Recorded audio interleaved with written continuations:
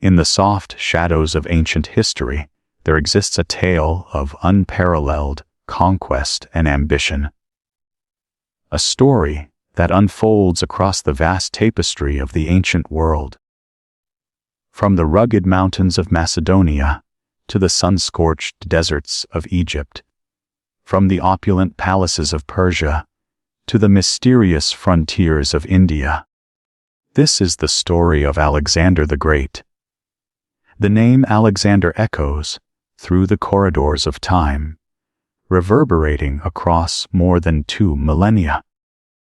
Born a prince in the northern reaches of the Greek world, this extraordinary figure created one of history's most vast empires before his flame was extinguished at the mere age of 32. His life burns bright in historical memory. A brilliant comet that blazed across the ancient sky, forever altering the lands beneath. The landscapes of Alexander's world still whisper his legend. The windswept hills of Macedonia, where he first learned to command. The scholars' gardens of Athens, where wisdom was imparted. The flowing rivers of mighty Persia, where empires clashed. And the exotic beauty of India's horizons, where his ambitions finally found their limit. His is not merely a chronicle of conquest, but a complex tapestry of human ambition, strategic brilliance, personal contradiction, and perhaps ultimately the boundaries that confine even those who seem destined for limitless greatness. In Alexander's story lies the eternal paradox of human achievement. How one life, however briefly lived, can forever alter the course of civilization. The stage was set in the kingdom of Macedonia, where the ambitious King Philip Tuller had transformed a marginal Greek state into a formidable power. There, amid court intrigue and military innovation, the foundations were being laid for the arrival of history's most legendary conqueror. Shiaptar I Hestarekal Hafkasan Idoana. Ancient Macedonia occupied a unique position in the Greek world, neither fully embraced as truly Hellenic, nor entirely dismissed as barbarian. Its rugged terrain and harsh climate forged a people of remarkable resilience. Skilled horsemen and warriors who lived on the periphery of the more sophisticated Greek city-states to the south. The Macedonians spoke their own dialect, worshipped similar gods with different rituals, and maintained traditions that seemed rustic to their southern neighbors. This northern kingdom might have remained a footnote in history were it not for the ascension of an extraordinary ruler, Philip Tsepiu. His path to power began in the most unlikely circumstances. As a young man, Philip was taken hostage to Thebes, one of Greece's leading city-states. What might have been a humiliation became instead a profound education. In Thebes, Philip observed the brilliant military innovations of the Theban general Epaminondas, who had revolutionized warfare with new tactics and formations. Upon returning to Macedonia in the 4th century, Philip found a kingdom in disarray, threatened by hostile neighbors and internal strife. His brother Perdiccas III had fallen in battle against the Urians, leaving behind an infant heir. Seizing the moment, Philip first acted as regent before claiming the throne for himself. The new king faced rebellious nobles, aggressive tribal neighbors, and Greek city-states eager to exploit Macedonian weakness. What followed was a masterclass in both diplomacy and warfare. Philip reorganized the Macedonian army, transforming it into a professional fighting force unlike anything the Greek world had seen. At the heart of this revolution was the sarissa, a pike nearly 18 feet long that allowed the Macedonian phalanx to present a deadly wall of spear points, extending well beyond the reach of traditional Greek hoplite spears. Philip supplemented this formidable infantry with the finest cavalry in Greece, drawn from the nobility of Macedonia's highlands. This combined arms approach created a military machine capable of dominating any battlefield. Yet, Philip was equally adept at statecraft, employing strategic marriages, bribery, and diplomacy to divide his enemies and expand Macedonian influence. The Greece that Philip sought to dominate was far removed from its golden age. The devastating Peloponnesian War had ended Athenian supremacy, while Sparta's subsequent hegemony proved short-lived. The brief Theban ascendancy under Apiandas collapsed with his death. By Philip's time, the Greek world consisted of exhausted, quarreling city-states, their treasuries depleted, and their populations weary of endless conflict. Looming behind these Greek struggles was the vast Persian Empire to the east. Since Xerxes' failed invasion a century earlier, Persia had remained the dominant power in Asia Minor, occasionally intervening in Greek affairs with its seemingly limitless wealth. Greek mercenaries regularly served the Persian king, and Greek cities in Asia Minor remained under Persian control. The dream of avenging Xerxes' invasion and liberating these Greek cities had persisted for generations. Though no Greek state possessed the resources to challenge Persian might, Philip's Macedonia grew stronger year by year. Through a combination of military victories and shrewd alliances, he secured his kingdom's borders and began expanding southward. The conquest of the gold mines at Mount Pangaean provided the wealth to fund his ambitions. One by one, the northern Greek states fell under Macedonian influence or direct control. Athens, once the jewel of Greek civilization, now found itself threatened by Macedonian power. The great orator Diosanes thundered warnings about Philip's ambitions, delivering his famous Philippics to rouse Athenian resistance. Other voices like the orator Isocrates suggested that Philip might be the leader Greece needed to unite against Persia. The decisive moment came at the Battle of Chaeronea, where Philip's forces, including his teenage son, Alexander, crushed the combined armies of Athens and Thebes. This victory established Macedonian hegemony over mainland Greece. Philip then organized the League of Corinth, a confederation of Greek states under his leadership, and announced his intention to invade Persia. On the eve of this great expedition, at the wedding feast of his daughter, Cleopatra, Philip was assassinated by one of his own bodyguards. The motives behind this assassination remain debated by historians. A personal grudge, a conspiracy involving foreign powers, or perhaps the machinations of Philip's own wife, Olympus, who feared her son, Alexander, might be displaced in the succession. Whatever the truth, Philip's death marked the end of one remarkable reign, and the beginning of another even more extraordinary.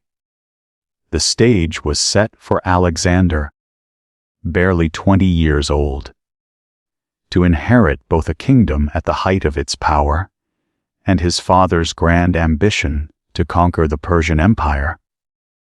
The world would never be the same. In the ancient capital of Pella, as summer Saetuar II Ete Brh Ophalakyanandi reached its zenith, a child was born who would one day reach beyond the borders of the known world. The year was 356. And as the infant Alexander drew his first breath, messengers rushed to King Philip with extraordinary news. The Macedonian general Palminian had won a significant victory against the Urians. Philip's prized racehorse had won at the Olympic Games, and his wife Olympias had delivered a healthy son. Such auspicious omens seemed to herald the arrival of someone destined for greatness. The royal couple who produced this remarkable child could not have been more different from one another. Philip was pragmatic, calculating, a master of both battlefield and negotiating table. Olympus came from the wild mountains of Aeros to the west, a princess of the Maloian royal house who traced her lineage back to the hero Achilles. Rumors swirled around the queen that she kept serpents as pets, that she participated in mysterious, ecstatic religious rites dedicated to Dionysus, that she possessed powers beyond mortal ken. Olympia herself encouraged the whispers that her son's true father was not Philip, but Zeus himself, king of the gods. She told Alexander he was conceived during a thunderstorm when lightning struck the palace and her womb. Throughout his life, Alexander embraced both his alleged divine parentage and his claimed descent from Achilles, the greatest warrior of the Trojan War. These beliefs would shape his self-image and consequently the fate of nations. The young prince grew surrounded by the trappings of power in the Macedonian court. Unlike the austere military culture of Sparta or the philosophical schools of Athens, Pella was a place where Eastern luxury mingled with Greek refinement and frontier ruggedness. Here, Alexander first witnessed the elaborate court ceremonies, diplomatic negotiations, and political maneuverings that would later inform his own leadership style. Even as a child, Alexander displayed the exceptional qualities that would later define him. Tales of his precocious intelligence and boldness delighted the court. When Persian ambassadors visited Pella during Philip's absence, the young prince astounded them with his mature questions about Persian roads, military forces, and the character of their king. Already his mind turned toward the east. Perhaps the most famous story of Alexander's youth concerns the taming of Bocophalas, a magnificent but seemingly untamable horse. Observers noticed the animal was afraid of its own shadow. Where experienced horsemen had failed, the 12-year-old Alexander succeeded by turning the horse toward the sun, eliminating the shadow that had frightened it. Impressed by his son's perception and courage, Philip reportedly said, "My boy, seek a kingdom worthy of yourself, for Macedonia is too small for you." This story, whether embellished or not, captures something essential about Alexander: his ability to see what others missed, to approach problems from unexpected angles, and to act with decisive boldness. Bucellus would remain his faithful companion through battles and across continents, carrying him to the edges of the known world. Alexander's childhood was not without shadows.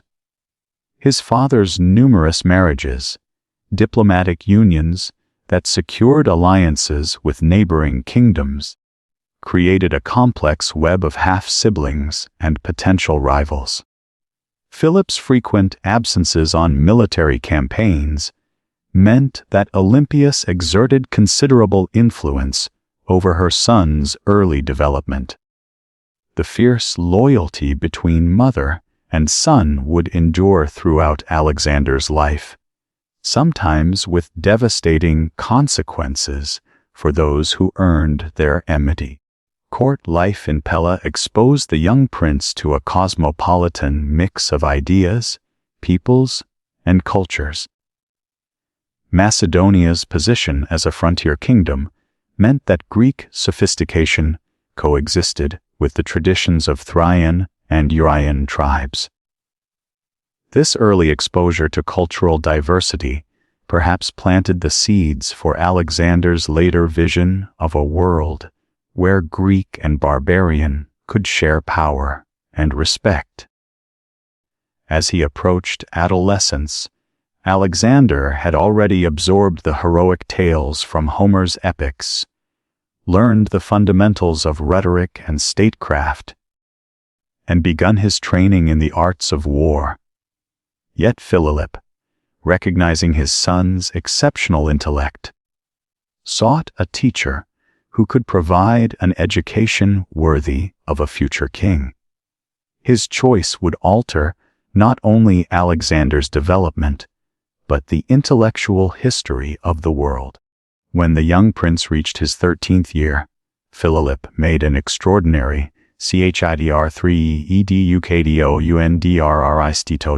decision. For his son's education, he would secure the services of Aristotle, a former student of Plato and already recognized as one of the greatest minds in the Greek world. The philosopher, then in his 40s, had studied at Plato's academy in Athens, but had developed his own distinct approach to understanding the cosmos, politics, ethics, and the natural world. The king established a dedicated school at Emsa, a sanctuary of the nymphs with shaded walkways and flowing springs. Here, in this secluded setting, away from the distractions of court life, the young Macedonian and a select group of noble youths would receive an education unprecedented in its breadth and depth. Many of these companions, Hastion, Tommy, Cassander, Nearchus, and others would later serve as generals and administrators, forming the nucleus of his empire-building machine. Under the plane trees of Emsa, Aristotle unfolded the world for his students. The philosopher's interests were encyclopedic, ranging from biology and astronomy to poetry and political theory. He taught the prince to observe nature with precision, to analyze arguments with logic, and to appreciate the beauty of well-crafted verse. The young hare learned zoology, medicine, mathematics, and the principles of rhetoric that would serve him well in rallying troops and negotiating with foreign powers. Most significantly, Aristotle introduced his royal pupil to systematic political thought. The philosopher was developing his comparative studies of constitutions and his theories about the ideal forms of government. These lessons gave the future conqueror a framework for understanding the diverse political systems he would encounter and ultimately reshape across 3 continents.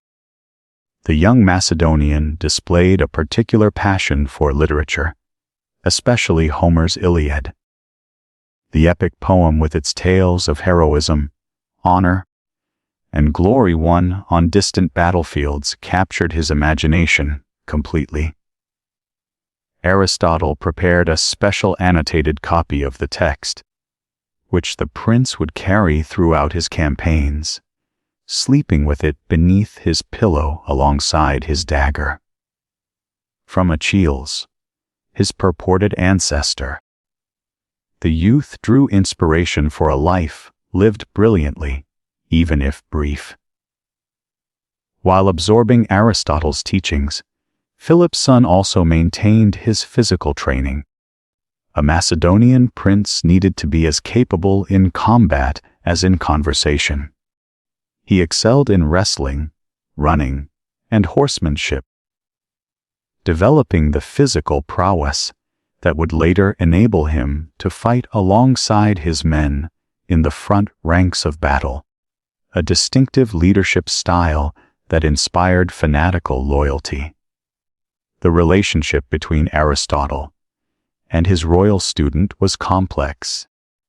The philosopher instilled in his pupil an appreciation for Greek culture and a belief in Greek superiority over non-Greeks whom Aristotle considered natural slaves.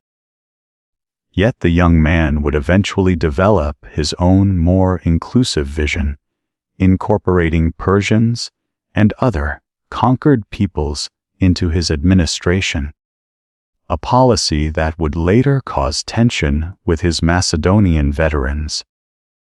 Aristotle's influence extended beyond politics and ethics to the prince's lifelong curiosity about the natural world.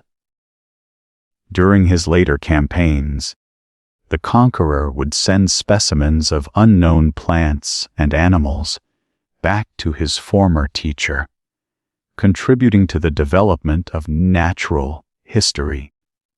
This intellectual aspect of his conquests is often overshadowed by military achievements, but represents a significant legacy in its own right. After approximately 3 years at Mesa, the formal education under Aristotle concluded. The 16-year-old heir returned to Pella, intellectually armed with some of the most advanced thinking of his age. While he would sometimes reject or transcend Aristotle's more parochial views, the philosophical training received provided essential conceptual tools for his unprecedented project of empire building and cultural fusion. The seeds planted at Mza would bear fruit throughout the young ruler's brief but momentous life. His vision of bringing Greek civilization to the barbarian world, while simultaneously incorporating elements of Eastern cultures, reflected both an extension of and departure from his teacher's worldview. Similarly, his practice of bringing scientists, historians, and philosophers on his campaigns demonstrated the value he placed on knowledge alongside conquest. The future king had been shaped by extraordinary influences: a father who revolutionized warfare, a mother who claimed divine connections, and a teacher who systematized human knowledge. Now events would soon thrust the youth from the world of learning into the crucible of power and war. The transformation from Ciaptar for Prince Ofwar student to warrior prince came swiftly. While still absorbing Aristotle's teachings, the 16th-year-old received his first taste of independent command.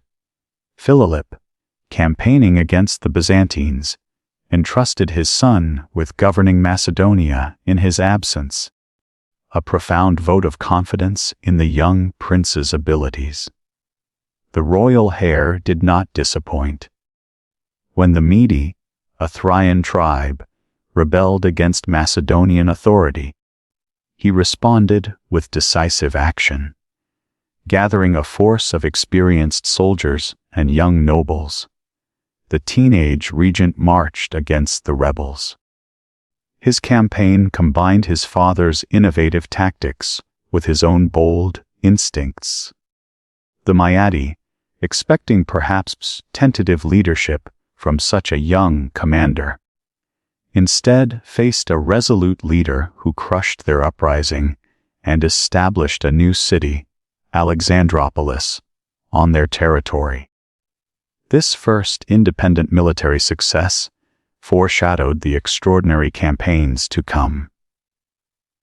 2 years later came the defining battle of Philip's reign, Shara, where Macedonian forces faced the combined armies of Athens and Thebes. Here, the young warrior received his true initiation into warfare on a grand scale. Philip assigned his 18th-year-old son command of the left wing, which included the elite companion cavalry, a position of tremendous responsibility and trust. As the battle unfolded, the prince seized a critical moment. Seeing a gap appear in the Theban lines as they advanced, he led his cavalry in a decisive charge that broke through the sacred band. Thebes' elite force of 300 warriors, who had never before been defeated. This successful cavalry assault proved crucial to the Macedonian victory that day, establishing Philip's dominance over southern Greece. The young commander's performance at Chæronea demonstrated not only physical courage, but tactical intelligence. He had internalized his father's military innovations, while adding his own aggressive instincts. Philip, always the pragmatic commander, combined careful preparation with opportunistic flexibility. His son embraced these lessons, but already showed signs of the more dramatic risk-taking approach that would characterize his later campaigns. Following the triumph at Chæra, tensions emerged between father and son. Philip's latest marriage to a Macedonian noblewoman named Cleopatra Eurydice created both personal and political complications. At the wedding feast, Cleopatra's uncle Attalus offered a toast, hoping for a legitimate heir to the throne. An insult implying that Olympus's son born of a foreign mother was somehow illegitimate. Enraged by this slight, the prince hurled his drinking cup at Attalus, triggering a confrontation that ended with Philip drawing his sword against his own son. Though the king, intoxicated, stumbled and fell before violence could occur, the damage was done. Taking his mother with him, the young heir fled Macedonia for the kingdom of Apris, Olympia homeland. The exile proved brief. Through diplomatic intermediaries, father and son achieved a fragile reconciliation, allowing the prince to return to court. However, suspicions and resentments lingered on both sides. Philip sent his reconciled son on a diplomatic mission to Athens, where the young negotiator displayed unexpected skill in dealing with a city that had so recently fought against Macedonia. Political intrigue intensified as Philip prepared for his long-planned invasion of Persia. Questions about succession became increasingly significant as the king contemplated a campaign that might keep him away from Macedonia for years. The birth of a son to Cleopatra Eurydice complicated matters further, giving Philip a fully Macedonian heir who might be preferred by nationalistic nobles. In this atmosphere of tension and uncertainty, events took a dramatic turn at the wedding of Philip's daughter Cleopatra to Alexander of Apris. During the celebratory procession, as Philip walked unguarded between his son and his new son-in-law, a bodyguard named Pausanias rushed forward and stabbed the king to death. The assassin attempted to escape, but was caught and killed by pursuing guards before he could be questioned. The motivations behind this assassination have been debated ever since. Some ancient sources suggest Pausanias acted from personal grievance after suffering an insult from Attalus that Philip had failed to punish adequately. Others point to Persian gold, suggesting the great king sought to eliminate the threat of invasion by removing Macedonia's ruler. Most provocative are hints that Olympus, her son, or both, might have been complicit in the plot, eliminating Philip before he could set aside his troublesome wife and possibly disinherit his ambitious heir. Whatever the truth, the prince moved swiftly to secure power. As Philip's body lay in the dust, Macedonia stood at a crossroads with enemies, both within and beyond its borders, poised to exploit any sign of weakness. The 20-year-old successor, shaped by his father's military genius and his teacher's philosophical wisdom, now faced the supreme test of leadership. The world held its breath to see whether the new ruler would collapse under the weight of his inheritance or transform it into something even greater than Philip had envisioned. Throughout history, great leaders have been defined, cr file par, honel rabo ionsize, not only by their public achievements, but by their private bonds. For the young Macedonian ruler, certain relationships formed the emotional core around which his extraordinary life revolved. First among these was his connection with Hestion, a bond so profound that it would endure from boyhood until death. They had met as students under Aristotle at MZA, where their friendship blossomed amid philosophical discussions and athletic competitions. Tall, handsome, and intelligent, Hestion became the conqueror's closest confidant, the one person before whom the prince could lower his guard completely.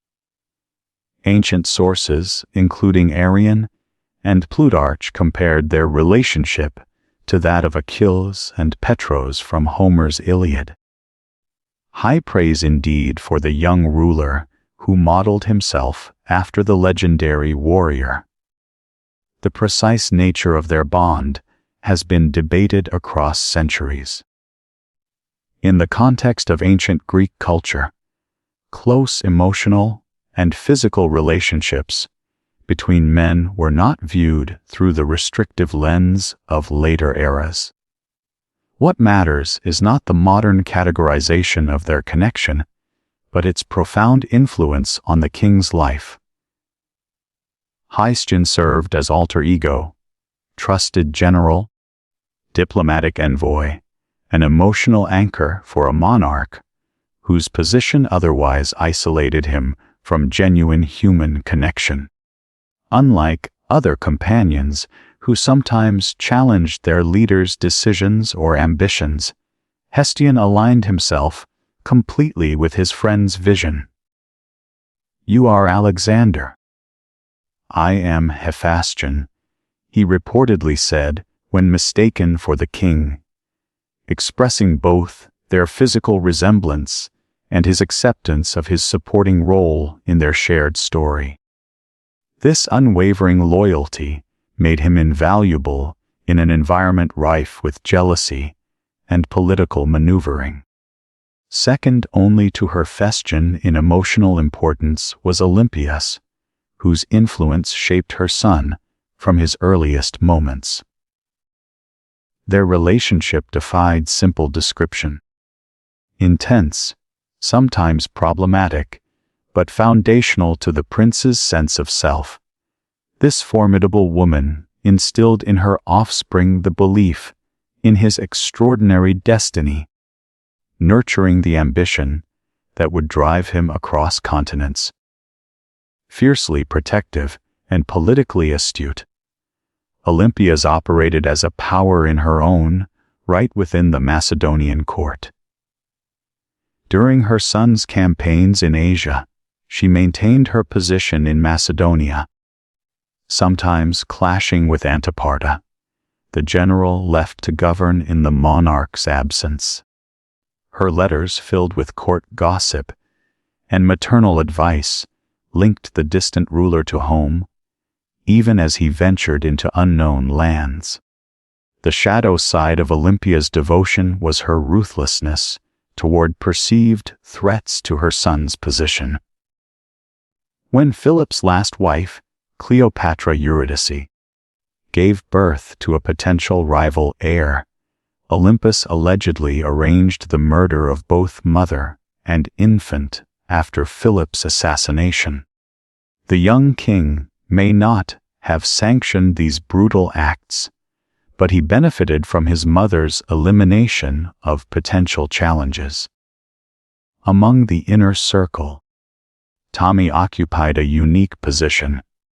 Slightly older than the Macedonian leader, and possibly his half-brother through Philip, Ptolemy combined loyalty with intellectual independence. A capable commander and shrewd political operator, he kept detailed journals throughout the campaigns that later became valuable historical sources. After his commander's death, Ptolemy would establish himself as ruler of Egypt, founding a dynasty that would last until Cleopatra's centuries later. Cataros, described as the king's friend, represented the traditional Macedonian values within the inner circle. Beloved by the common soldiers for his straightforward manner and fighting prowess, he provided a critical link between the royal commander and his sometimes restive Macedonian veterans. The sovereign trusted him with increasingly important commands. Recognizing his tactical ability and leadership qualities, Perdiccas, initially just one among many noble companions, rose through loyalty and competence to become one of the most trusted generals. By the later stages of the campaign, he had been elevated to the prestigious position of commander of the companion cavalry.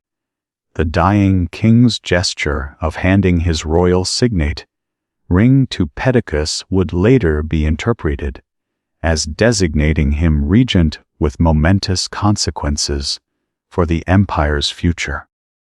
Bigoas, a Persian eunuch of remarkable beauty, who had previously been a favorite of King Darius III, entered the imperial entourage after the conquest of Persia. Ancient sources suggest he became an intimate companion of the Macedonian ruler, symbolizing perhaps the growing embrace of Persian customs and the vision of cultural fusion. During a festival at Opis, the great conqueror publicly kissed Bigoas after he won a dance competition, demonstrating both personal affection and cultural openness that shocked traditional Macedonians. Not all significant relationships were harmonious. Ptolemy, Philip's most trusted general, represented an older generation of Macedonian leadership. Though loyal and experienced, he often counseled caution when his young sovereign preferred boldness. This tension came to a tragic conclusion when Ptolemy's son, Philetus, was implicated in a conspiracy. Both father and son would pay with their lives in an episode that revealed the darker aspects of the king's character. Cletus the Black, who had saved the young commander's life at the Granicus River, met a tragic end at the royal hand during a drunken quarrel. The incident represented the dangerous volatility that sometimes erupted through the ruler's cultivated exterior, particularly when his self-image or divine pretensions were challenged. These personal connections, from the steadfast devotion of Hephaestion to the complicated maternal influence of Olympus to the tragically fractured friendships with once trusted companions, provide essential context for understanding the decisions, motivations, and emotional development throughout this remarkable career. Behind the conquests and the glory stood a man defined, like all humans, by the people he loved, trusted, and sometimes betrayed. The ascension following Philipp's assassination unfolded with the speed and decisiveness that would see Her6The Rost O Puar characterize the entire reign. As the clamor of confusion and alarm spread through the palace at the 20-year-old prince moved with calculated precision to secure his position. Within hours, he had rallied the loyal companions, addressed the army as their new leader, and ordered the arrest of potential rivals to the throne. The situation demanded such decisiveness. Macedonia faced threats on multiple fronts. Restive Greek city-states to the south, tribal kingdoms to the north and west, and internal factions that might prefer different claimants to Philip's throne. The assassination created a dangerous power vacuum that the young heir filled before others could organize opposition. His first challenge came from within the Macedonian nobility. His cousin Amminas, son of Philip's brother, Perdiccas, had a strong claim to the throne by blood. Despite having been passed over by Philip in favor of his son, Amminas represented a potential rallying point for discontented factions. The new ruler ordered his execution, along with other relatives, who might become focal points for opposition. This ruthless elimination of potential rivals revealed the pragmatic, sometimes brutal side of the young monarch's character, a willingness to secure power through bloodshed when necessary. Meanwhile, the prince moved to reconcile with influential nobles who had been aligned with his father. He confirmed Antiparta and Pulminion in their positions of authority, recognizing their experience and the loyalty commands inspired in the army. With characteristic rhetorical skill, he addressed the assembled Macedonian troops, promising to continue Philip's planned campaign against Persia while surpassing his father's achievements. Beyond Macedonia's borders, news of Philip's death sparked immediate rebellions. The Greek cities, chafing under Macedonian dominance, saw an opportunity to regain independence. Thebes, Athens, and other states began negotiations to form an anti-Macedonian coalition.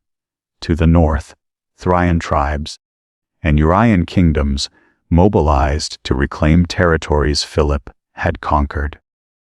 The young king's response demonstrated the lightning-fast decision-making and physical endurance that would become his hallmarks. Rather than allowing the separate threats to coalesce, he struck with overwhelming force against each in turn. Leading the army south with astonishing speed, he arrived in Thessaly before the Greek cities had expected him to even receive news of their rebellious intentions. At the narrow pass of Tempe, the Salon forces had gathered to block the Macedonian advance. Rather than engage in a potentially costly frontal assault, the resourceful commander found a rarely used mountain path, leading his men in a difficult ascent that allowed them to outflank the Thelian position. Faced with Macedonian forces appearing where they thought no army could reach, the Thelians surrendered without battle. This pattern, innovative problem-solving combined with audacious execution, would repeat throughout the coming campaigns. At Thebes, where resistance seemed most determined, the young monarch offered initially generous terms.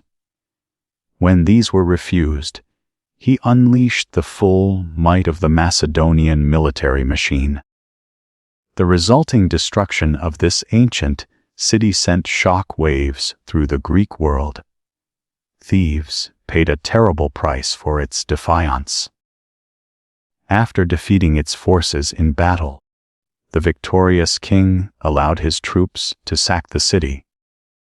Buildings were razed, thousands of inhabitants sold into slavery, and only the house of the poet Pindar was spared out of respect for Greek cultural heritage. This calculated brutality served as a warning to other Greek states contemplating rebellion. Athens, previously vocal in opposing Macedonia, hastily sent ambassadors offering submission. With Greece subdued through this combination of lightning warfare and strategic terror, the Macedonian ruler turned north to secure his frontiers before embarking on the Persian campaign. In a single brilliant campaign of just 10 days, he defeated multiple tribal armies, marching his forces through mountainous terrain that enemies considered impossible. Once again, his ability to achieve the seemingly impossible created an aura of invincibility that demoralized opponents before battle was even joined. Having secured Macedonia's European borders, the young sovereign moved to consolidate his authority through a mixture of conciliation and intimidation. He convened the Corinthian League, the alliance of Greek states, created by Philip, and had himself confirmed as its leader with authority to wage war against Persia, while maintaining Macedonian military garrisons in strategic locations. He otherwise respected the autonomy of Greek cities that acknowledged his leadership. This delicate balance, maintaining control while minimizing active resistance, reflected remarkable political acumen. Unlike his father, who had spent decades gradually expanding Macedonian influence through painstaking diplomacy and incremental military pressure, the son achieved comparable results in little more than a year. His combination of overwhelming force, strategic insight, and calculated clemency created a relatively stable power base from which he could launch his eastern campaigns. The speed with which power was consolidated astonished contemporaries and has impressed historians ever since. In the space of 2 years, the prince had transformed himself from a somewhat controversial heir to an unquestioned ruler, ready to embark on the greatest military adventure the ancient world had yet seen. His father's planned invasion of Persia, originally conceived as a limited campaign to liberate Greek cities in Asia Minor, would become something far more ambitious in the son's hands. As spring arrived, preparations began to cross the Hellespont with an army of approximately 40 Zalozan infantry and 5 Zalozan cavalry. Before departing, the young king distributed nearly all the royal lands and revenues to his friends and generals. When asked what he was keeping for himself, he replied, "Hope." This gesture, combining practical politics with theatrical flair, typified the monarch who now stood at the threshold between the familiar Greek world and the vast, mysterious empire to the east. The heir Siaptiar, 7 Manoanovitios, to Macedonia inherited from his father not merely a kingdom and an army, but a revolutionary approach to warfare. What made the Macedonian military system exceptional, and what would be refined to near perfection under new leadership, was its combination of specialized units integrated through disciplined coordination. Unlike the citizen soldiers of Greek city-states, who fought as part-time warriors. Philip had created a professional fighting force with year-round training and specialized equipment. At the core of this system stood the Macedonian phalanx, a formation of infantry wielding the fearsome sarissa, a pike reaching between 16 and 18 ft in length. These weapons, nearly 3 times longer than the traditional Greek hoplite spear, created a deadly thicket of points that few opponents could penetrate. Soldiers trained extensively to maneuver these unwieldy weapons in unison, creating a bristling wall that could advance, wield, or hold position with remarkable precision. The young commander recognized both the phalanx's tremendous strengths and its inherent limitations. While nearly impenetrable from the front, the formation lacked flexibility and became vulnerable if its cohesion was broken or its flanks exposed. Rather than relying solely on the phalanx pushing power, as Greek warfare had traditionally emphasized, it was used as an anvil against which more mobile forces could hammer enemies.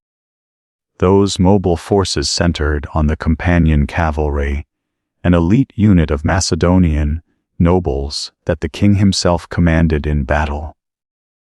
Riding without stirrups, which had not yet been invented, these horsemen carried shorter lances than modern cavalry and fought in a wedge formation designed to punch through enemy lines.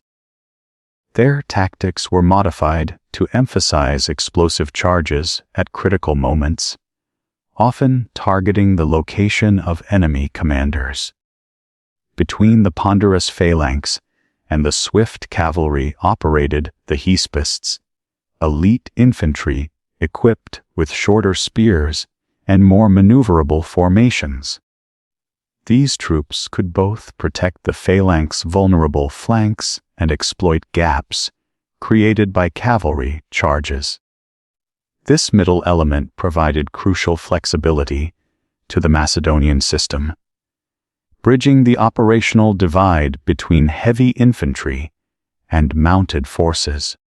Complementing these core elements were specialized units gathered from across the Hellenic world and beyond.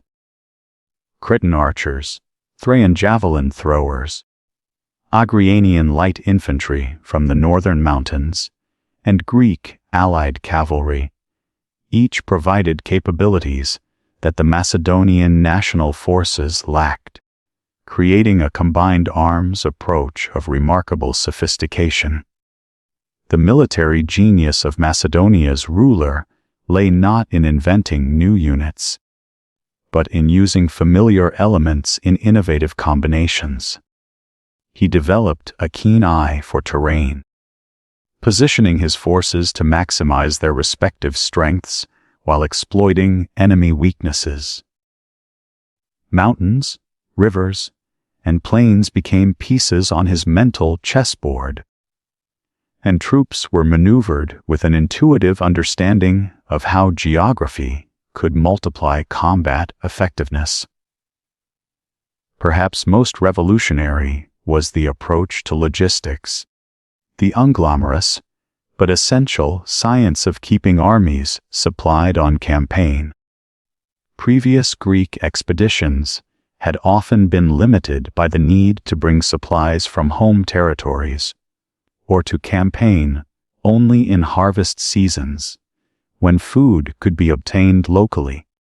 The Macedonian leader developed a sophisticated supply system that included carefully planned routes, supply depots, and coordination with naval forces. This logistical expertise enabled the unprecedented operational range and speed that characterized the coming campaigns. While Philip had operated mainly within the Balkan Peninsula, his son would lead armies across thousands of miles of diverse terrain, from Mediterranean coastlines to Mesopotamian river valleys and Central Asian mountains to Indian jungles. Such campaigns required not just fighting ability, but intricate planning for food, water, replacement weapons, and medical care. The royal commander also revolutionized siege warfare, an area where Greek armies had traditionally struggled. Previous sieges often devolved into simple blockades, waiting for hunger to force surrender. Under the new leadership, engineering corps developed sophisticated mining operations, siege towers of unprecedented height, and torsion-powered artillery that could batter stone walls. These technical innovations, combined with characteristic impatience and willingness to accept casualties, meant that cities that might have withstood years of blockade fell within weeks or months. The monarch's personal fighting style embodied the army's aggressive spirit. Unlike Persian kings who observed from safe distances, the Macedonian led from the front, fighting in the thickest combat alongside common soldiers. His conspicuous armor and white plumed helmet made him easily identifiable on the battlefield, a deliberate choice that inspired his men while making him a target for enemy champions seeking glory. This leadership approach came with obvious risks. The young warrior sustained at least 8 serious wounds during his campaigns, several nearly fatal. Yet the psychological impact of seeing their king bleeding alongside them created fanatical loyalty among his troops. When he charged into an enemy formation, his men would follow where more cautious commander soldiers might hesitate. Beyond technical and tactical innovations, the most significant military contribution may have been psychological. The supreme commander understood that armies are human systems driven by morale, perception, and cultural factors. By studying enemies' values and fears, he could target not just their physical formations, but their will to fight. Against Greeks, he emphasized overwhelming force. Against Persians, he attacked command structures. Against tribal peoples, he demonstrated both invincibility and clemency. This holistic approach to warfare, integrating technical, tactical, logistical, and psychological elements, created a military system of unprecedented effectiveness. As preparations began to test this system against the vast Persian Empire, few could have predicted just how devastating the results would be. The narrow Strait of the Hellespont, Chatr 8The Ianvesoofthon Empire, where Europe and Asia nearly touch, has served as both bridge and barrier between civilizations for millennia. Here, where the distance between continents shrinks to less than a mile, the young Macedonian king prepared to cross with his army in the spring of his 3rd year as ruler. The magnitude of this undertaking can scarcely be overstated. The Persian Empire stretched from the Mediterranean to India, ruling millions of subjects and commanding resources that dwarfed those of Macedonia. The invasion began with characteristic attention to both practical preparation and symbolic gesture. As the main force gathered at the crossing point, the commander sailed ahead with a smaller contingent. Approaching the Asian shore, he hurled his spear into the soil, claiming the continent as Spear One territory in a dramatic gesture that proclaimed his intention to conquer through force of arms. More poignant was the royal pilgrimage to the ruins of Troy, that legendary city whose fall had been immortalized in Homer's Iliad. At the purported tomb of Achilles, the conqueror performed sacrifices and ran naked around the monument to honor his claimed ancestor. He and Histian laid wreaths at the tombs of Achilles and Pitros, respectively, underscoring their own parallel relationship. From the temple of Athena, he took an ancient shield said to date from the Trojan War, which would accompany him on his campaigns. These symbolic acts revealed the Macedonian's deep connection to mythic heroism and his desire to frame the invasion as a continuation of ancient Greek struggles against Asia. Yet, unlike Agamemnon and Achilles before him, he crossed into Asia with remarkably limited forces. His army numbered approximately 40 Zalozan infantry and 5 Zalozan cavalry, a small force to challenge an empire that could field hundreds of thousands of troops. The initial Persian response proved surprisingly disorganized. Rather than concentrating their vastly superior numbers, Persian satraps, provincial governors, gathered separate forces that divided their potential strength. At the Granicus River, not far from Troy, the invading army encountered its first major Persian opposition, a force of approximately 20 Zalozan infantry and similar numbers of cavalry positioned along the river's eastern bank. Persian commanders expected the Macedonians to camp and rest after their march. Instead, their leader ordered an immediate crossing toward evening, while his senior general, Parmenion, counseled delay until morning. The king insisted on immediate action, famously remarking that the Hellespont would blush with shame if, having crossed it, they feared a minor river. The battle unfolded in phases.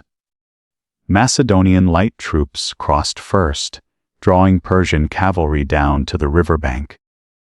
Then the royal commander led his companion cavalry across at an angle, striking the Persian left flank, while the Macedonian phalanx engaged the center. The battle's decisive moment came in brutal hand-to-hand combat among the generals. The aggressive Macedonian himself targeted the Persian commanders, recognizing that Persian armies depended heavily on centralized leadership. During this melee, the king nearly lost his life when Spitherdates, a Persian noble, raised his sword to strike from behind. Cletus the Black, one of the Macedonian officers, severed the Persian's arm with a desperate sword stroke, saving his sovereign's life, a deed that would have tragic consequences years later. With their leadership decimated, Persian forces collapsed into retreat. The victory established a beachhead in Asia and demonstrated the tactical brilliance of the invader. Rather than adopting defensive postures, as conventional wisdom might dictate for an invading force, he had embraced aggressive offensive action that kept Persian forces off balance. Following this victory, the young general faced a strategic choice. The direct route inland would lead toward the Persian heartland, but would leave hostile Greek cities along the Aegean coast behind his lines. Instead, he chose to secure his flanks and supply lines by liberating these Greek communities under Persian rule, advancing southward along the coast.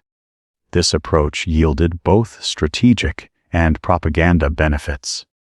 Greek cities welcomed the Macedonian as a liberator, providing supplies and safe harbors. He generally respected their autonomy, abolishing Persian-backed oligarchies and allowing democratic governance, though always with the understanding that they recognized his leadership of the Hellenic alliance. Not all cities submitted willingly. At Mattis, the invading force faced determined resistance, requiring its first major siege operation in Asia. The city's defenders expected relief from the Persian fleet, but Macedonian naval forces sealed the harbor. After the artillery breached the walls, generous terms were offered to the Greek defenders, while non-Greek populations were sold into slavery, a pattern that reflected the presentation of the campaign as a Hellenic crusade. Hyrcanus presented an even greater challenge. Here, the brilliant Persian commander Menon of Rhodes had prepared sophisticated defenses. The siege stretched for weeks as defenders used counterattacks and fire ships against Macedonian positions. Though the city eventually fell, Menon withdrew with much of his force intact, demonstrating that Persian resistance would not crumble easily. With coastal regions secured, the Macedonian king made a fateful decision that revealed the scope of his ambition. Rather than waiting for spring, as conventional campaign wisdom dictated, he divided his forces. The main army would take the coastal route towards Syria under Parmenion, while the monarch led a smaller force inland through Phrygia, reconnecting with winter supplies stored along the Mediterranean. This inland march brought the royal entourage to Gordium, capital of ancient Phrygia, where an opportunity for both practical rest and mythic symbolism presented itself. There in the temple of Zeus stood the famous Gordian knot, an intricate tangle of cords binding a wagon to a post. Local legend held that whoever untied this impossible knot would become ruler of Asia. After examining the knot, the ambitious leader attempted to untie it by conventional means. Finding no end to work with, he drew his sword and sliced through it with a single stroke. This bold solution, bypassing the terms of the challenge through decisive action, perfectly embodied his approach to seemingly insurmountable problems.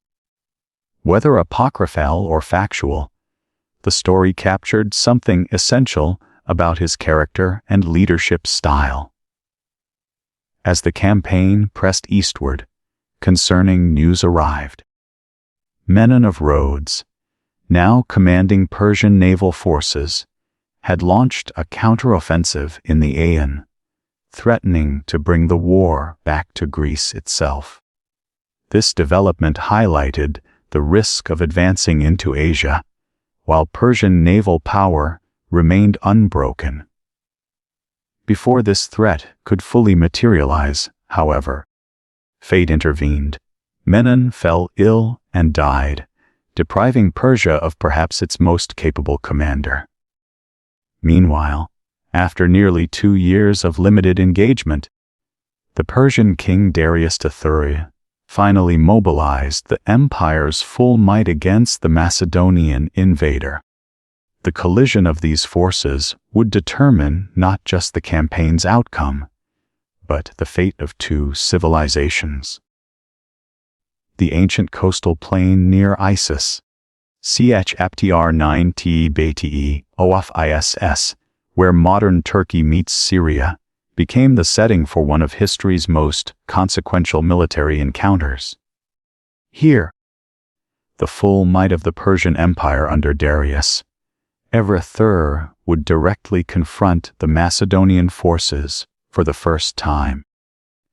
The battle that unfolded would transform what had begun as a limited campaign into an existential struggle between civilizations.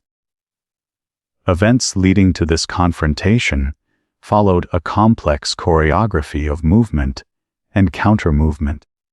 The Macedonians had advanced southward along the Mediterranean coast, while Darius mobilized massive forces from across his empire. In a brilliant strategic maneuver, the Persian king marched his army behind the invaders, cutting their supply lines and positioning himself between the Macedonian army and its home territories. Learning of this development, the young commander reversed course with remarkable speed. Though his troops had been marching for days, he led them through the narrow coastal passes, separating modern Turkey from Syria. The two armies approached each other through different mountain passes, initially unaware of their proximity. The resulting encounter caught both leaders by surprise. The Macedonian general had not expected to face Darius so soon, while the Persian king had not anticipated the rapid countermarch of his opponents.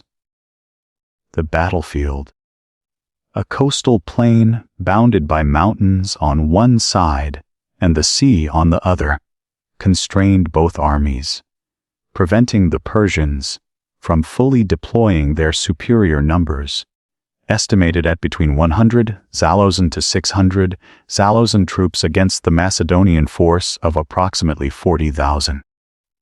The Greek commander quickly assessed the situation's potential advantages. The limited width of the plain neutralized the Persian numerical advantage, while the Panaris River crossing would disrupt Persian cavalry charges. He deployed his forces with characteristic attention to terrain, placing the Thesis cavalry on his left flank near the sea, the infantry phalanx in center, and his elite companion cavalry on the right, where he would personally lead the decisive charge. Across the river, Darius positioned himself in the traditional Persian manner, at the center of his forces, surrounded by his elite apple-bearers and kinsmen. The Persian king, resplendent in royal regalia upon a magnificent chariot, presented both an inspiring symbol to his forces and a visible target for the coming attack. The battle opened with skirmishing as light troops tested each other's positions. Then, in a trademark maneuver, the Macedonian king led his right wing in an oblique advance, drawing Persian forces toward him while creating gaps in their line. As the phalanx engaged Persian infantry across the river, the royal commander seized a critical moment, leading his companion cavalry in a thunderous charge directly toward Darius's position. This charge represented the quintessence of the Macedonian battlefield philosophy, a decisive thrust at the enemy's command structure. Persian troops fought valiantly to protect their king, and the fighting around the royal chariot became desperate. As the charging cavalry pressed closer, with javelins hurled toward the Persian command position, Darius faced a momentous decision. The great king of Persia, whose dominions stretched across 3 continents, whose word was law to millions, turned his chariot and fled the battlefield. This moment, whether motivated by prudent preservation of the royal person or simple fear, would haunt Darius and transform the conflict.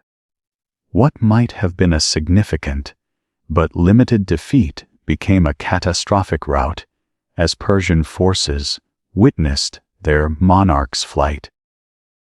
The Persian left and center collapsed into chaotic retreat. Though their Greek mercenaries on the right fought on with determined professionalism, caught between the advancing Macedonian phalanx and the victorious cavalry, these mercenaries suffered heavy casualties before breaking off. In the Persian camp, the conquering forces discovered treasures beyond imagination. Gold, precious fabrics, and exotic luxuries that dazzled soldiers from relatively austere Macedonia. More significant was the capture of Darius's family, his mother, Sisygambis, his wife Stera, and his children. Their treatment would reveal much about the character and vision of their captor. Rather than subjecting these royal women to the customary fate of captives, rape and enslavement, the victorious ruler treated them with remarkable respect. He visited their tent, reassuring the Persian queen mother that her son still lived. When Sisygambis mistakenly prostrated herself before Hestian, thinking the tall, handsome officer was the king, the monarch simply remarked, "You were not mistaken, mother. He too is Alexander." This gracious gesture and the respectful treatment of the Persian royal family created a stark contrast with typical ancient warfare practices. Beyond its immediate military significance, Issus represented a psychological turning point. The Persian mystique of invincibility shattered as their god-king fled before the Macedonian charge. For the victorious troops, the triumph confirmed their growing sense that their young leader possessed almost superhuman abilities. The captured Persian treasury, 80 zalozan talents by some accounts, provided resources to continue the campaign indefinitely. For Darius, the defeat necessitated a complete strategic reconsideration. Having lost his family, much of his treasury, and incalculable prestige, he retreated to Babylon to raise fresh forces. From there he sent letters offering a substantial ransom for his family, cession of all lands west of the Euphrates River, and his daughter's hand in marriage. These terms were rejected with characteristic ambition, with the reported reply that since the territories offered were already under Macedonian control, Darius was proposing to give what he no longer possessed. If Darius wanted peace, the message declared, he should come in person to request it as a subject approaching his new king. This exchange revealed how fundamentally the dynamic had shifted. The conqueror no longer saw himself as merely leading a punitive expedition against Persia or liberating Greek cities. After Issus, his vision expanded to nothing less than complete conquest of the Persian Empire, an assumption of Darius's position as great king of Asia. The road from Issus led not back toward Greece, but deeper into Persian territory. The victorious general now faced a strategic decision: whether to pursue Darius immediately into the empire's heartland, or secure the Mediterranean coastline to neutralize Persian naval power.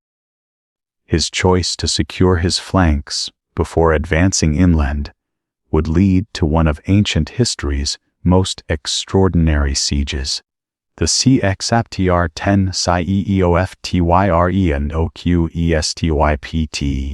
Ancient Phoenician city of Ty stood as a seemingly impregnable obstacle on Alexander's path, situated on an island half a mile from shore, surrounded by walls rising 150 ft from the water, and defended by a powerful navy.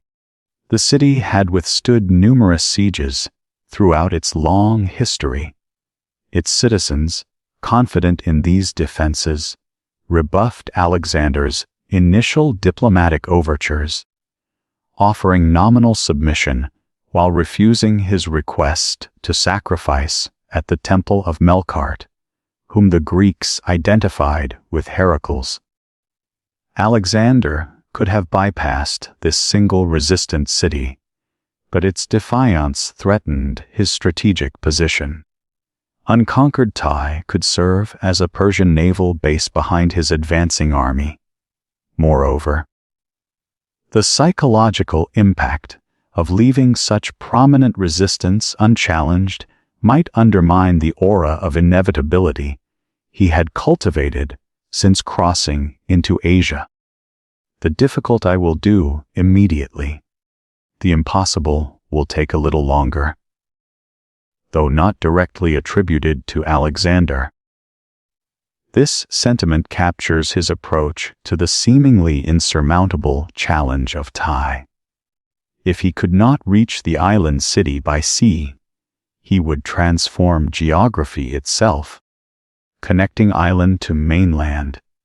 Thus began one of history's most audacious engineering projects. Alexander ordered the construction of a mole, a solid causeway extending from shore to island through waters up to 20 feet deep. His engineers felled trees from the Lebanese mountains, drove wooden piles into the seabed, and filled the structure with stone and rubble.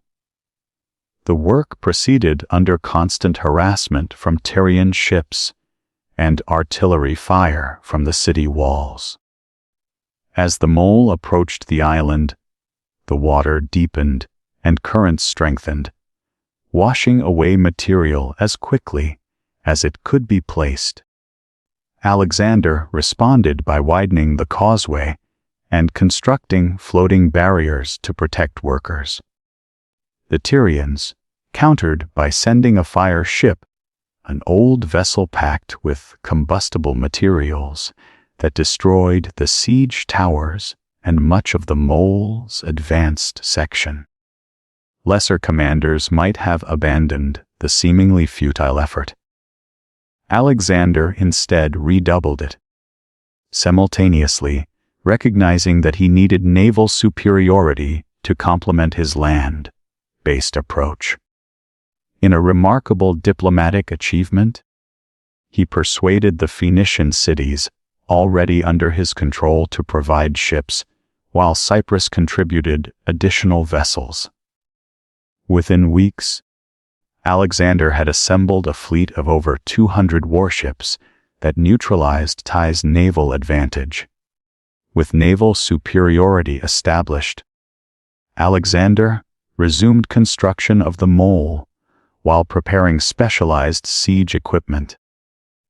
Shipwrights built floating platforms, carrying the tallest siege towers ever constructed, while engineers developed more powerful artillery to breach Tai massive walls. After nearly 7 months of continuous effort, Macedonian forces finally breached the defenses. The fall of Tai revealed both Alexander's technical brilliance and his capacity for calculated brutality. Upon breaking through, his troops inflicted terrible vengeance for the city's defiance and their own losses. Ancient sources report 8,000 Tyrians killed in combat with 30,000 survivors sold into slavery. Alexander himself participated in the final assault, fighting atop the walls alongside common soldiers. In a grim symbolic gesture, he ordered crucifixions along the shoreline and pardoned only those who had taken refuge in the temple of Melkart, Heracles. With the Phoenician coast secured, Alexander turned southward toward Egypt. Gaza, the final Persian stronghold along the Mediterranean, attempted resistance under its commander, Bardas. Like Tai, the city occupied an elevated position considered impregnable. Alexander's response proved equally determined, constructing earthen ramps to bring siege engines against the walls while personally leading assaults. During this siege, Alexander sustained a serious shoulder wound from a catapult bolt that penetrated his armor. After Gaza's fall, Alexander inflicted punishment that echoed Achilles' treatment of Hector in the Iliad. According to some accounts, he ordered Bardas, still living, to be dragged behind a chariot around the city walls.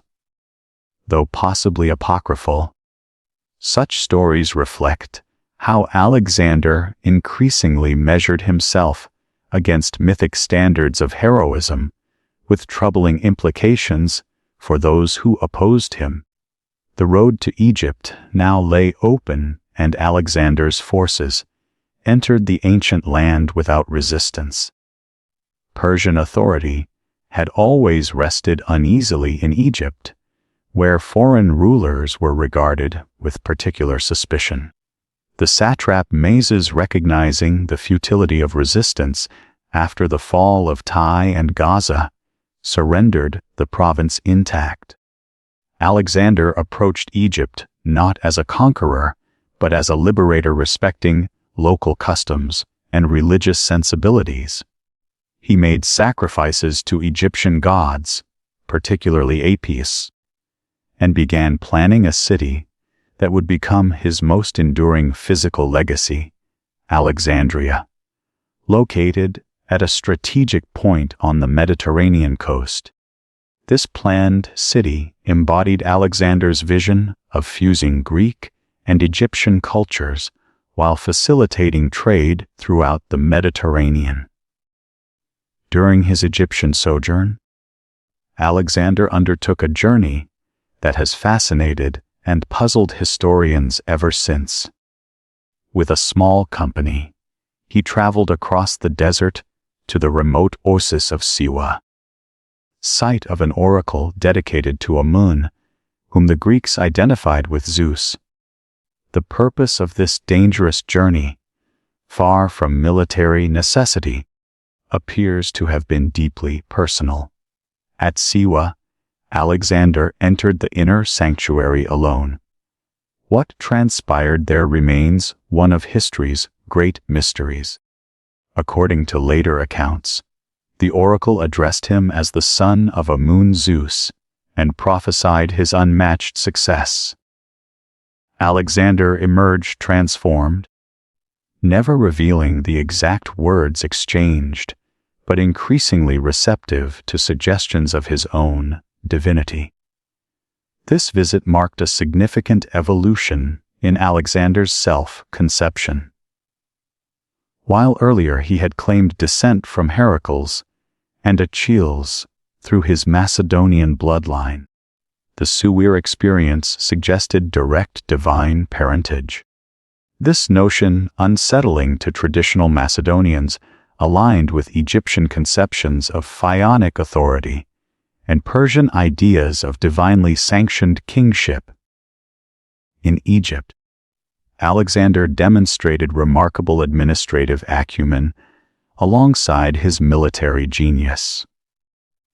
Rather than imposing Macedonian officials throughout the province, he established a system of divided authority. A Macedonian garrison commander oversaw military matters, while native Egyptians retained control of civil administration and religious affairs. This approach, respecting local traditions while ensuring ultimate Macedonian authority, became a template for governance throughout his expanding empire. After organizing Egypt's administration and initiating Alexandria's construction, Alexander turned his attention once more toward the heart of the Persian Empire. Darius had used the breathing space provided by Alexander's coastal campaign to gather fresh armies from the empire's eastern provinces. The decisive confrontation between these rulers deferred since Issus would soon determine the fate of Persia itself. The vast plains near the ancient city of Gaugamela in what is now Siakaptia Hor Levan Tibaklioli Ofu Gaugamela, northern Iraq, became the stage for history's most decisive clash of civilizations. Here in the late autumn, nearly 4 years into his campaign, the Macedonian king would face Darius Sisera's last greatest effort to preserve the Persian Empire. Unlike previous encounters, the Persian ruler had chosen the battlefield carefully and prepared it meticulously to maximize his advantages. The disparity in forces remained enormous. Ancient sources suggest Darius had assembled between 200,000 and 1,000,000 troops, including contingents from the furthest reaches of his domain, Bactrians and Sogdians from Central Asia, Indians from the eastern provinces, Scythian horsemen from the steppes. Most significantly, he had gathered the largest cavalry force ever seen, supplemented by Scythed chariots designed to break infantry formations and 15 war elephants brought from India. Against this host, the invading general commanded approximately 40 Zalozan infantry and 7 Zalozan cavalry. Though his army had incorporated some Asian troops during the campaign, it remained predominantly Macedonian and Greek. The looming confrontation pitted not merely armies against each other, but fundamentally different military systems and philosophies of warfare. The young conqueror approached the coming battle with characteristic thoroughness. For days, his scouts studied the terrain while he interrogated local inhabitants about Persian preparations. Learning that Darius had ordered the ground leveled to facilitate chariot operations, the Macedonian commander recognized the need for innovative counter-tactics rather than his usual direct assault. On the night before battle, the commander's behavior displayed his complex psychology. While Persian campfires made the plain look like a sea of flame, he slept soundly. When Palmenian, anxious about the overwhelming enemy numbers, suggested a night attack, the response was a refusal, stating he would not steal his victory. This reflected both supreme confidence and a conception of warfare as a stage for personal glory, not merely a means to political ends. Dawn revealed the full spectacle of Darius's assembled might. The Persian center featured the immortals, elite infantry who served as the empire's core fighting force, flanked by contingents from across the empire with powerful cavalry wings extending on both sides. Chariots were positioned at the front, ready to charge, while Darius himself again commanded from the center, surrounded by his kinsmen and royal guard. The Macedonian forces were deployed in a more complex arrangement than at Issus. The phalanx formed the center, while the left wing under Parmen consisted primarily of the Salian cavalry tasked with holding against the Persian right. On his own right wing, the king positioned his companion cavalry in an oblique formation, with additional infantry units arranged in depth to protect against flank attacks.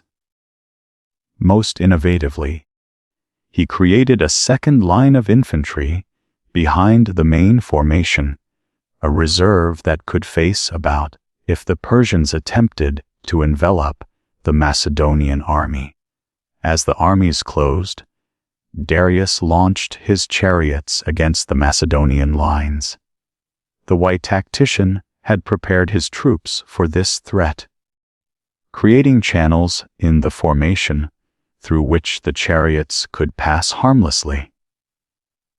Archers and javelin throwers targeted the drivers, while disciplined infantry stepped aside at the last moment, then closed ranks to attack the chariots from behind.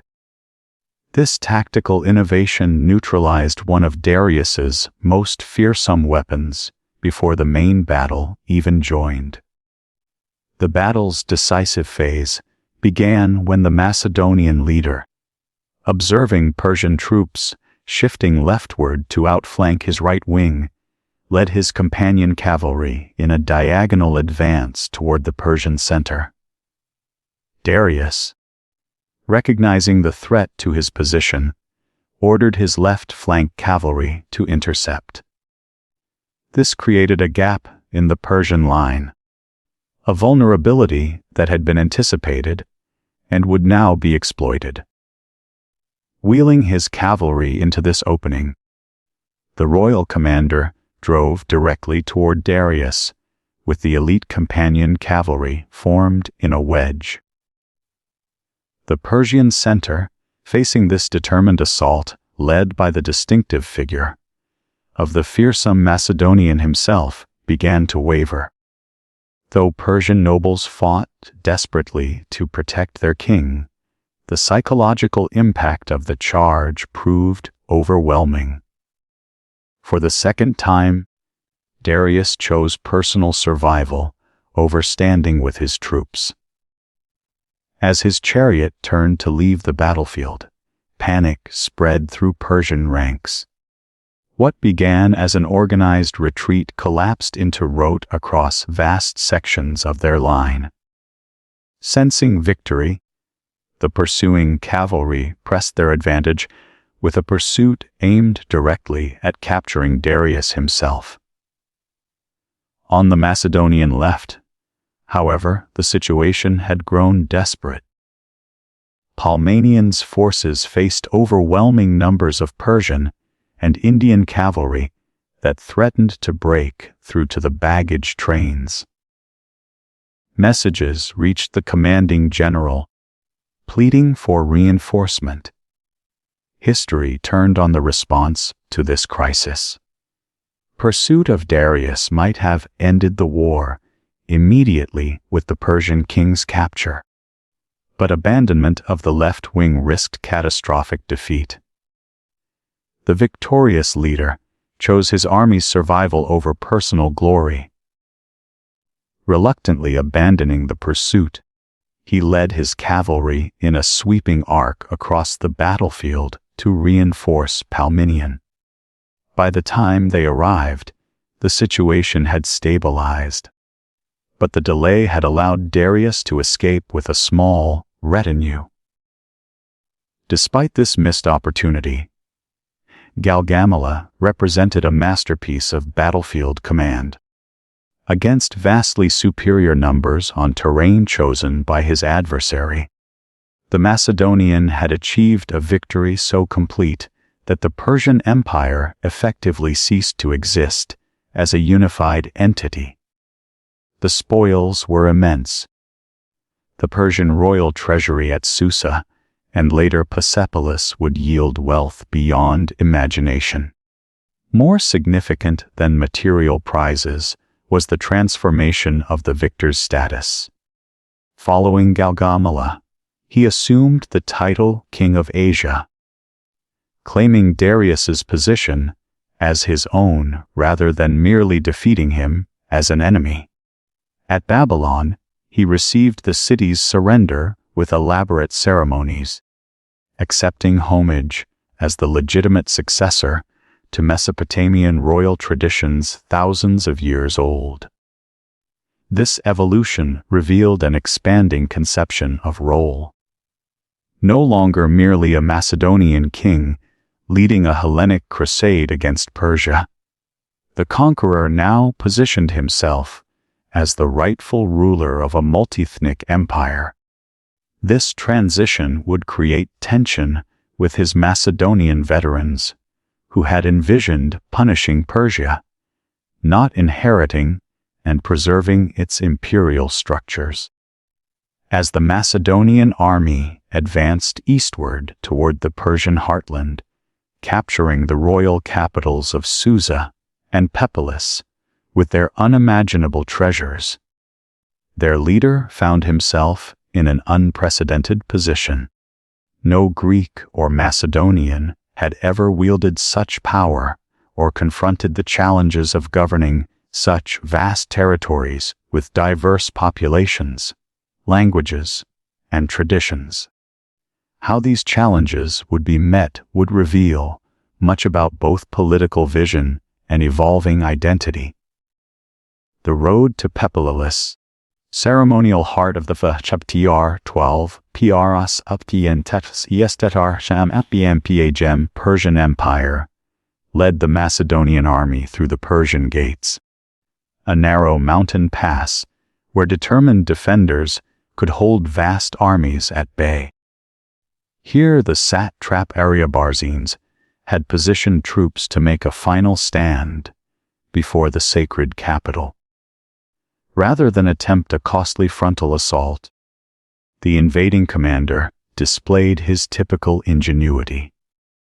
Leaving part of his force to fix the Persian defenders in position, he led a small contingent along a treacherous mountain path, guided by local shepherds. This maneuver allowed his forces to attack the Persian position from both front and rear simultaneously, transforming a formidable defensive position into a death trap for its defenders. Pepololis itself surrendered without resistance, yielding treasures that dwarfed even the riches of Babylon and Susa. The royal palace complex built over generations by Darius I. Xerxes and their successors stood as the ultimate symbol of Persian imperial might. Here rested the accumulated wealth of 2 centuries of Persian dominance. Gold, silver, precious gems, and priceless works of art from across the known world. For 3 months, the conquering army remained in Pepololis, resting from their campaigns while pack animals transported the royal treasury, a task requiring 20,000 mules and 5,000 camels, according to ancient sources. During this interlude, the contradictions in the young king's position became increasingly apparent. To Persians, he presented himself as the legitimate successor to Darius, upholding imperial continuity. To his Macedonians, he remained the avenger of Greece, punishing Persian aggression dating back to Xerxes' invasion a century and a half earlier. This tension culminated in one of history's most spectacular acts of destruction. After a night of drinking and revelry, the victorious ruler and his companions set fire to the ceremonial palaces of Pepololis. Ancient sources offer conflicting explanations. A calculated political statement symbolizing the end of Persian power, an act of vengeance for Xerxes' burning of Athens, or the impulsive suggestion of an Athenian courtesan named Thais. Whatever the motivation, the flames that consumed these architectural masterpieces marked a point of no return. The conqueror could no longer claim to be merely punishing Persia. He had now assumed responsibility for its future. While the palaces still smoldered, news arrived that Darius had retreated eastward toward Ekbatana with the remnants of his forces. The Macedonian commander immediately resumed pursuit, driving his army at a punishing pace across the Iranian plateau. Near the Caspian Gates, he learned that Bessus, satrap of Bactria and a relative of Darius, had placed the Persian king under arrest, assuming authority as his forces disintegrated. This treachery transformed the nature of the pursuit.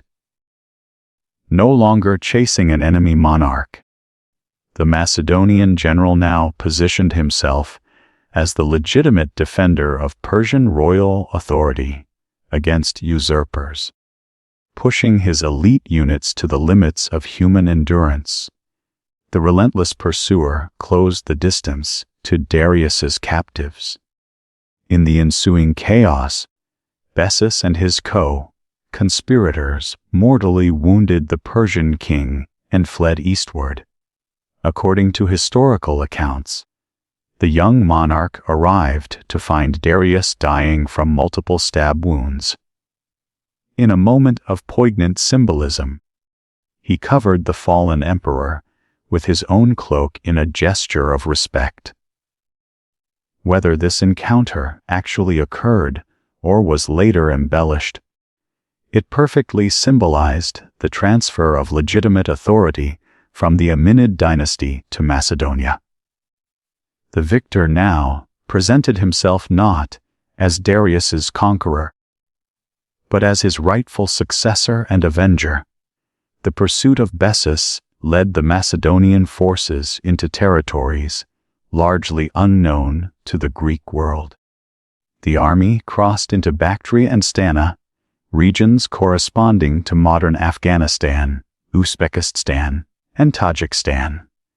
Here, among remote mountain valleys and arid steppes, the invaders faced a fundamentally different type of warfare than the set-piece battles and formal sieges of the Mediterranean world. Bessus, declaring himself King Artaxerxes V, attempted to rally resistance using traditional Persian reverence for the royal bloodline. However, his support proved limited, and the relentless Macedonian pursuit eventually forced his abandonment by his own followers. Brought before his captor in chains, the usurper suffered mutilation before execution, a punishment following Persian royal tradition rather than Greek practice, highlighting the adoption of a new imperial role. Yet, capturing Bessus did not secure these eastern territories. Unlike the centralized Persian provinces to the west, Bactria and Sogdiana consisted of fiercely independent regions dominated by local aristocracy. These nobles controlled nearly impregnable mountain fortresses and commanded the loyalty of tough steppe warriors with no tradition of submission to distant authority.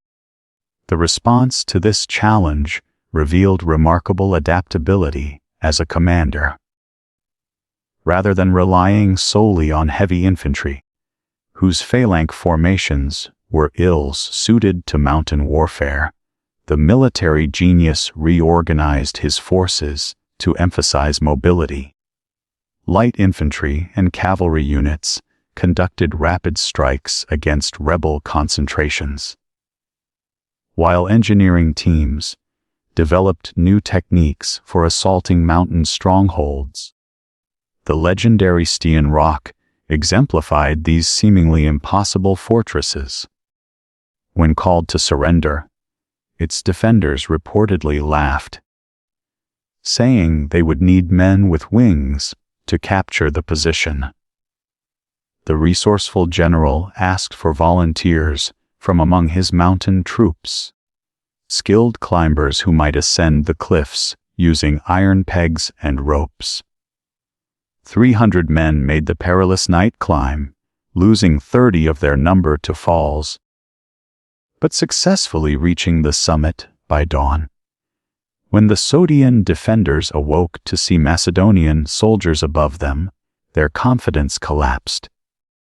Once again, the seemingly impossible had been achieved through a combination of technical innovation and the almost superhuman efforts of determined troops.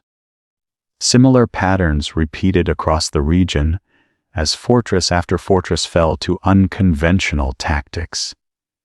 Beyond military challenges, the conquering ruler faced the need to establish sustainable governance across these vast new territories. His solution combined military presence with political integration. He established a network of cities, many bearing his name, at strategic points, settling veteran soldiers alongside local populations.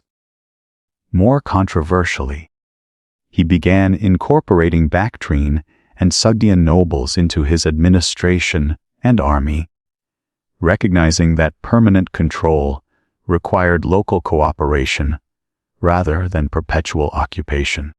This eastern campaign, lasting nearly 3 years, tested both commander and army as never before.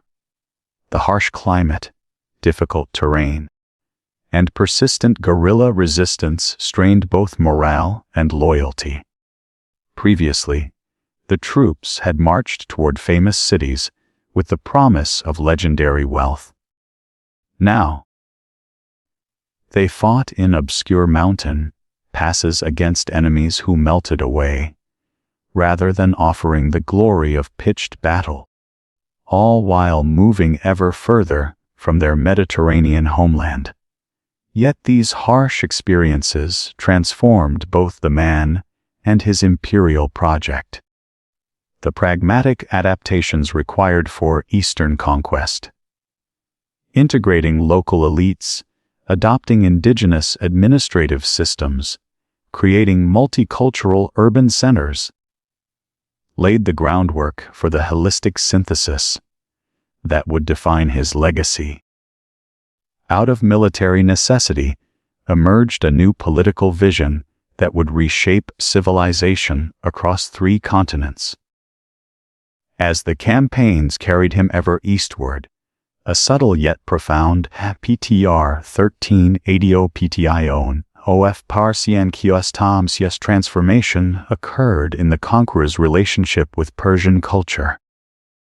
What began as pragmatic accommodation gradually evolved into deliberate policy, reflecting both political calculation and personal fascination with the sophisticated imperial traditions encountered.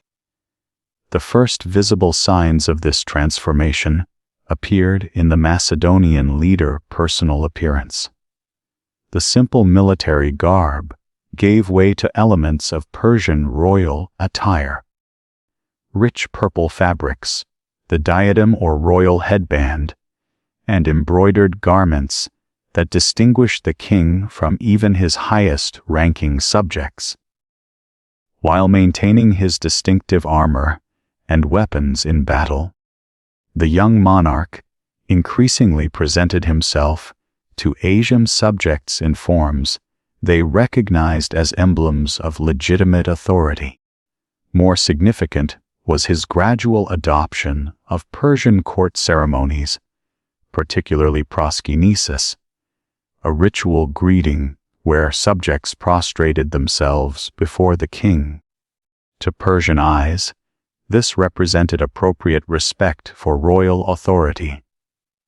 To Macedonians and Greeks, it suggested worship reserved for gods rather than men. When the sovereign began encouraging this practice among all his subjects, regardless of origin, it triggered profound discomfort among his Macedonian companions, who prided themselves on their frank, almost equal relationship with their leader. This cultural tension erupted into open conflict at a banquet where the king attempted to formalize the practice. Callisthenes, Aristotle's nephew, who served as the expedition's official historian, publicly refused to perform process, declaring it unique and inappropriate for a Macedonian ruler. His resistance became a rallying point for traditionalists who feared their commander was abandoning his heritage for foreign customs. Behind these ceremonial changes lay deeper administrative necessities.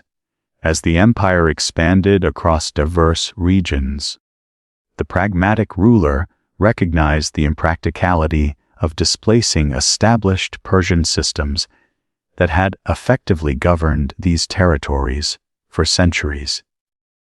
Increasingly, he retained Persian satraps who proved loyal, incorporating them into a hybrid administrative structure that preserved local expertise while ensuring ultimate accountability to himself.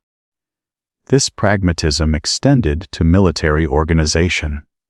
The Persian Empire had developed sophisticated systems for moving messages, supplies, and troops across vast distances. Rather than dismantling these networks, the conqueror adapted them to his purposes, retaining Persian officials who understood regional conditions while introducing Macedonian oversight. This approach maintained essential services while gradually reshaping them around his authority. Perhaps most controversial among his Macedonians was the incorporation of Persian and other Asian troops into the army itself. The military innovator ordered the training of 30,000 youths from eastern provinces in Macedonian weapons and tactics, clearly intending them as more than auxiliary forces. While presented as expanding the army's capabilities, this initiative suggested a longer-term vision where Persians and Macedonians would share military authority rather than maintaining conqueror-subject distinctions. The monarch's personal life similarly reflected this cultural synthesis. In Bactria, he married Roxina, daughter of a powerful local noble. Unlike his later political marriages, this union appears to have contained genuine affection. More importantly, it symbolized a new approach to imperial rule, not merely conquering territory, but binding diverse peoples through marriage alliances and cultural respect. For conservative Macedonians, however, it represented their king's growing distance from his roots. The tensions created by these changes came to a head in several incidents that revealed the fracturing consensus among the inner circle. At one infamous banquet in Maracanda, modern Samarkand, a drunken argument erupted between the king and his close companion, Cletus the Black, the man who had saved the royal life at the Granicus River. When Cletus accused his leader of abandoning Macedonian traditions and compared him unfavorably to Philolip, the royal rage exploded. Seizing a spear, the enraged monarch struck Cletus dead before horrified onlookers. The aftermath revealed a complex psychology. Initial rage gave way to overwhelming remorse. For 3 days, the conqueror of Asia lay in his tent, refusing food and company, alternately calling for his own death and invoking religious justifications for his action. This incident, more than any battle or siege, exposed the dangerous instability that accompanied expanding power and changing identity. Further evidence of growing paranoia emerged in the pages' conspiracy, where royal pages were accused of plotting assassination under torture. Some implicated Callisthenes, the historian who had opposed proskynesis. Though evidence of his involvement remained circumstantial, Callisthenes was arrested and later died in custody. This harsh response to perceived threats suggested increasing isolation and suspicion, even among the closest advisors.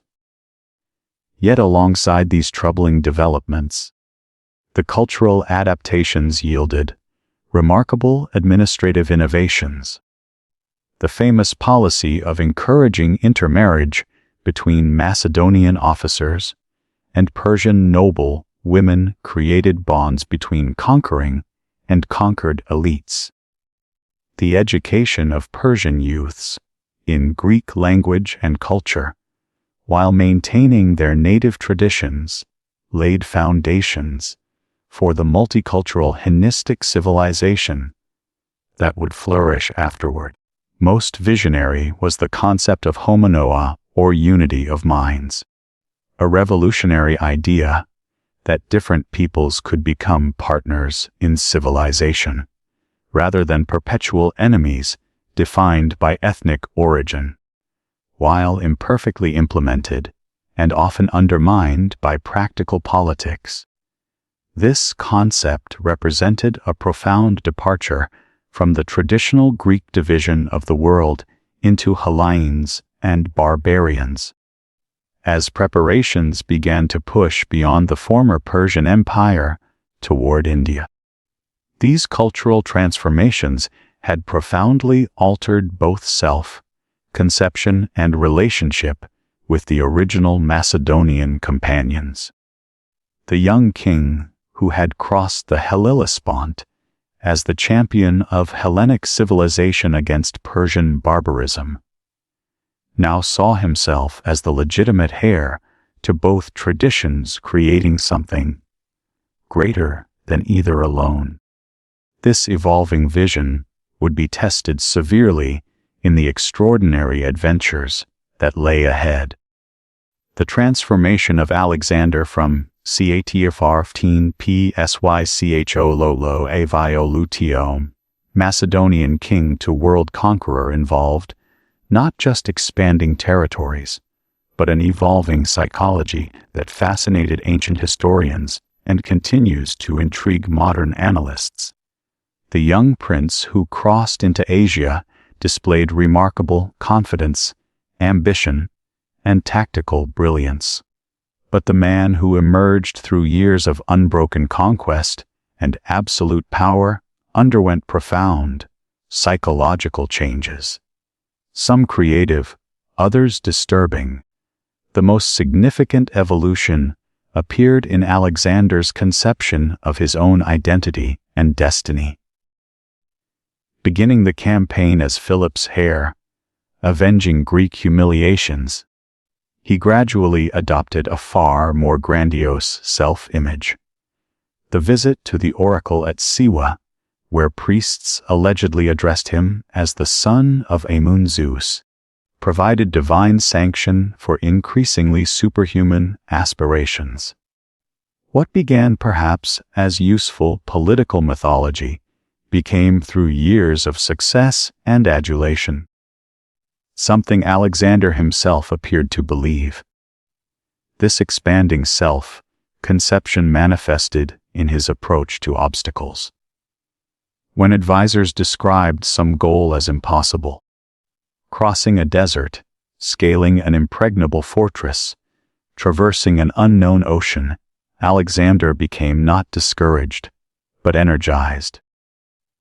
The conquests themselves seemed to recede in importance compared to the act of overcoming limitations that constrained ordinary humans.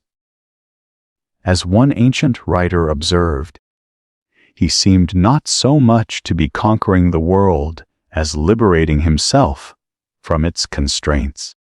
Concurrent with this expanding sense of possibility came increasingly volatile emotions, particularly after drinking. Alexander had always enjoyed symposia, the ritualized drinking gatherings central to Macedonian culture. Yet as campaigns progressed, these occasions more frequently erupted into violence.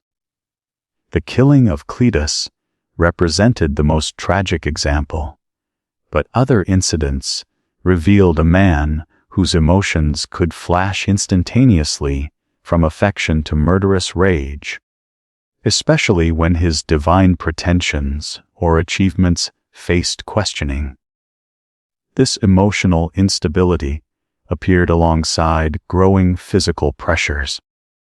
By this stage of his campaigns, Alexander's body bore the accumulated trauma of numerous severe wounds.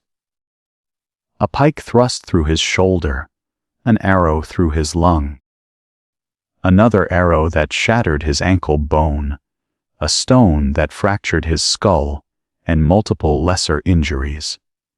These wounds, heroically endured and prominently displayed, enhanced his mystique among troops, but likely caused chronic pain, managed through increasing alcohol consumption.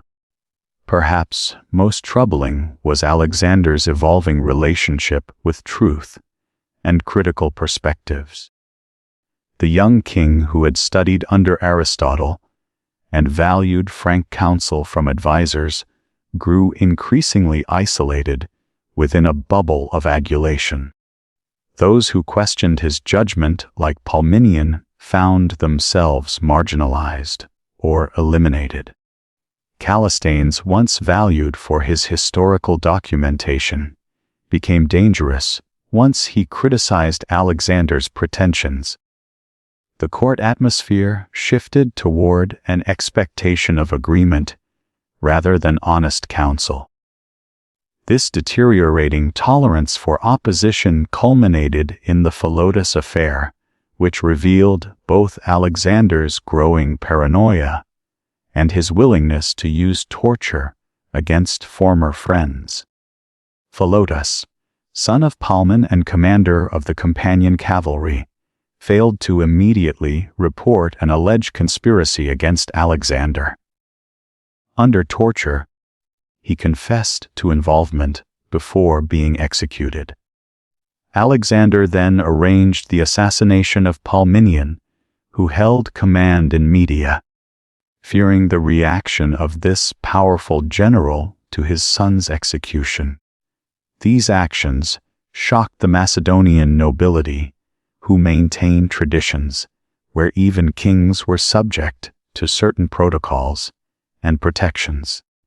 The use of torture against aristocrats, secret trials, and execution of a commander like Parmenion without formal charges represented profound violations of Macedonian custom. The message was clear. Alexander now operated beyond traditional constraints, answerable only to himself and his conception of destiny. Yet alongside these troubling developments existed genuine psychological growth and vision.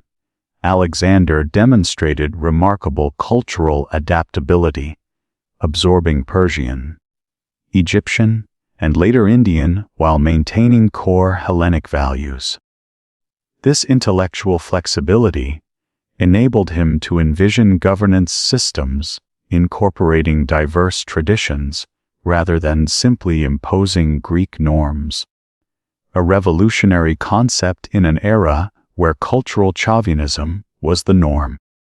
His dream of a world unified not through subjugation, but cultural exchange, represented genuine psychological evolution beyond the parochial worldview of contemporary Greeks. When he arranged mass marriages between Macedonian officers and Persian noble women, encouraged adoption of useful Persian customs, or incorporated Eastern troops into his army's core, Alexander acted from a genuinely integrated multicultural perspective, rare in any era. This complex psychological portrait, expanding vision alongside deteriorating restraint, cultural adaptability with growing intolerance for criticism, superhuman aspirations with increasingly human frailties, makes Alexander endlessly fascinating, rather than a simple progression or decline. His psychological evolution represented the paradoxical development of a unique individual wielding unprecedented power in unprecedented circumstances. As his campaigns pushed toward India, these psychological contradictions intensified. The man who had started with clearly defined objectives now pursued an open-ended quest for the boundaries of the possible. His Macedonian veterans, who had followed him beyond the limits of their known world, increasingly struggled to understand what drove their king ever eastward. The tension between Alexander's expanding personal vision and the more concrete desires of his men would soon reach a breaking point. The mighty Indus River and its tributaries marked the easternmost fringe of Persian influence, beyond which lay the largely unknown subcontinent of India. For the conqueror who had subdued the entire Persian Empire and pacified the Central Asian provinces, this mysterious land represented both the logical next step in his eastward march and an irresistible new horizon for exploration. Ancient Greek knowledge of India consisted primarily of fantastical tales, of extraordinary creatures, fabulous wealth, and philosophical sages with miraculous powers. A tempting frontier for a leader who increasingly measured himself against mythic standards. The Indian campaign began with diplomatic initiatives. The Macedonian ruler dispatched envoys to various authorities in the Punjab region attempting to arrange peaceful submission or alliance. The responses varied dramatically. Some smaller kingdoms readily acknowledged Macedonian authority, seeing potential advantages in alliance with this powerful newcomer.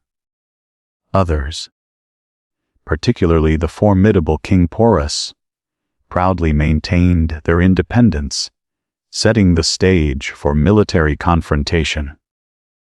Before engaging these larger kingdoms, the young generals subdued the mountainous regions of what is now northern Pakistan. These campaigns against the Aspasians, Assassinians, and other tribes involved some of the most challenging mountain warfare his army had yet faced. Fortress cities like Masaga and Onos required innovative siege techniques developed through years of eastern campaigning. At Onos particularly, his troops constructed elevated platforms and used catapults in novel ways to overcome seemingly impregnable defenses. After securing the mountain approaches, he established alliances with several Indian rulers, most notably King Ambi, called Taxils by Greek sources of Taxil. This diplomatic achievement provided the Macedonian army with a secure base and valuable intelligence about the region's geography and politics. Ambi's detailed descriptions of neighboring kingdoms, particularly the military power of King Porus beyond the Hyspes River, helped the invader prepare for the campaign's most significant confrontation. Porus commanded a formidable fighting force that included elements entirely new to Macedonian experience, most notably war elephants. These massive creatures, trained for battle and carrying armed soldiers in towers on their backs, had the potential to devastate traditional infantry formations through sheer physical power and psychological impact. Additionally, Porus fielded excellent cavalry and chariots suited to the open plains of Punjab. The first challenge faced was crossing the Hidesp River, modern Jhelum. Swollen by seasonal monsoon rains and closely watched by Porus' forces on the opposite bank. Rather than attempting a direct crossing against prepared defenses, the cunning strategist employed elaborate deception. For weeks, he ordered noisy demonstrations at various points along the river, conditioning Porus to false alarms and gradual complacency. Then, selecting a point where a wooded island helped conceal movements, the daring commander personally led a force of his best troops across the river during a stormy night. The actual crossing involved both swimming and improvised rafts, highlighting the king's willingness to share the same dangers and discomforts as his men. By dawn, a substantial Macedonian force had established a bridgehead on Porus's side of the river. Learning of the crossing, Porus faced a difficult decision. he dispatched his son with a cavalry force to counter the initial threat. While determining whether this represented the main effort or another feint, the ensuing cavalry battle resulted in the death of Porus's son and the destruction of his detachment, confirming that the Macedonian king himself led this attack. Porus now deployed his main army to face the invading force, creating a battle line anchored by his elephants placed at regular intervals, like walled cities, with infantry and cavalry arranged between and behind them. This innovative formation presented the Greek general with an entirely new tactical challenge. As his traditional approach of cavalry, assault against the flanks risked being disrupted by the elephant's presence across the entire front. The Battle of the Haydarspes demonstrated tactical adaptability at its finest. Rather than employing the standard oblique advance and cavalry hammer and anvil maneuver, the resourceful commander developed an entirely new approach suited to these unique circumstances. His forces engaged in a complex series of maneuvers, first drawing Porus's cavalry away from the protection of the elephants, then exploiting the resulting gaps with coordinated infantry and cavalry attacks. As the battle progressed, the disciplined Macedonian phalanx demonstrated remarkable steadiness in the face of charging elephants, creating lanes through which the creatures passed before being attacked from behind. The intense fighting lasted hours, with Porus himself fighting from atop his elephant, even after being wounded. Eventually surrounded, and with his army disintegrating, the Indian king continued fighting until the victor sent an Indian ally to negotiate his surrender. The meeting between the two kings became legendary. When asked how he wished to be treated, Porus reportedly replied, "As a king, impressed by this dignity in defeat." The conqueror not only spared Porus, but expanded his territories, requiring only acknowledgement of Macedonian authority. This treatment reflected both respect for a worthy opponent and the evolving approach to empire building through partnership with local elites rather than mere subjugation. Following this victory, the Macedonian forces pressed further eastward, fighting numerous smaller engagements against regional powers. The army crossed the Issus, Chenab, and Hydrutes, Ravi rivers, subduing territories between them. At the fortified city of Sangala, they faced determined resistance from confederated Indian tribes, requiring a formal siege before the city fell with considerable bloodshed. Throughout these Indian campaigns, the expedition encountered phenomena entirely new to Mediterranean experience.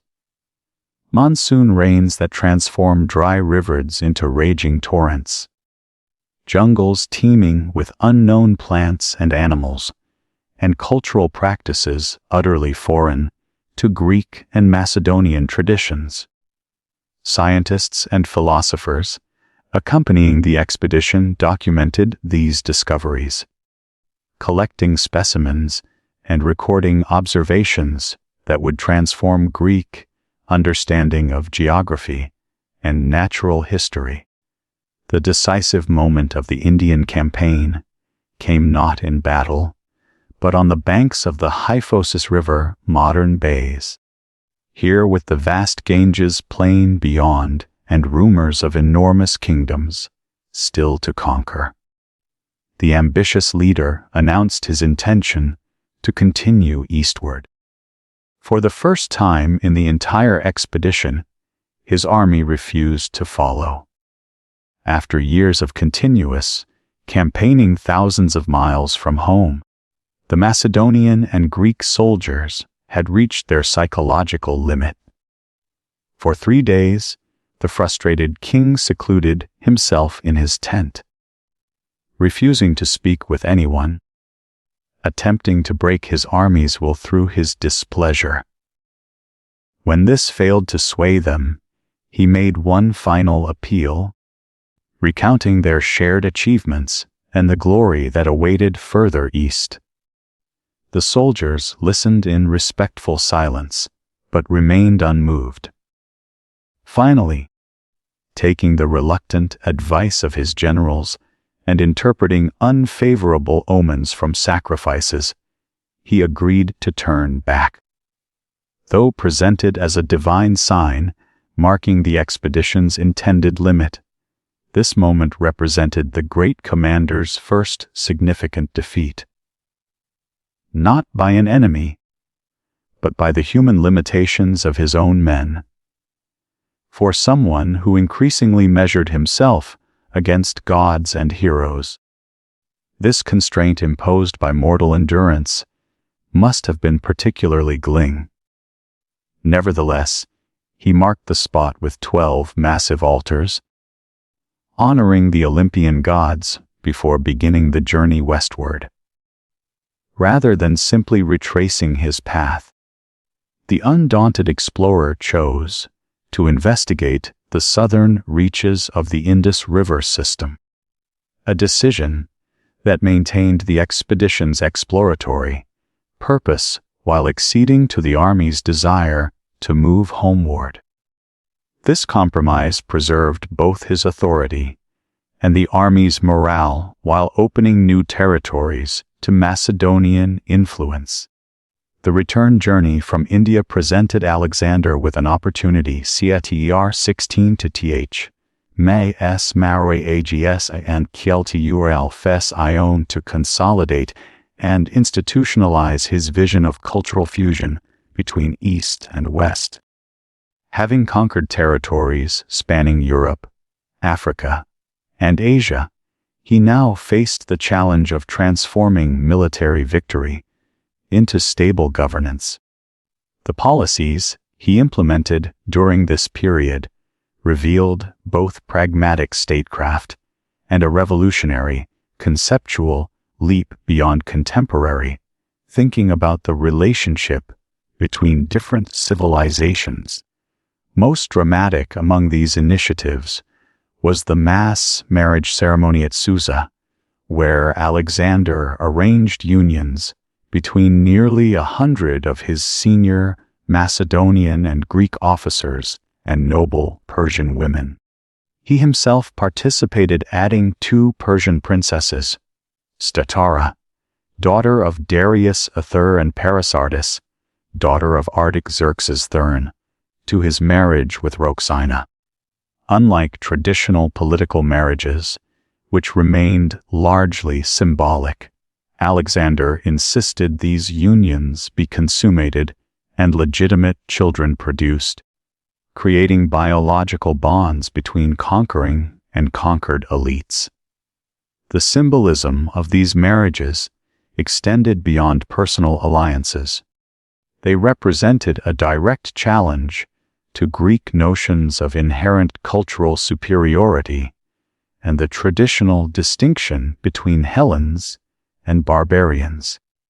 By having his closest companions literally join bloodlines with Persian nobility, Alexander established a new elite that transcended ethnic boundaries, united instead by loyalty to himself and participation in a shared imperial project.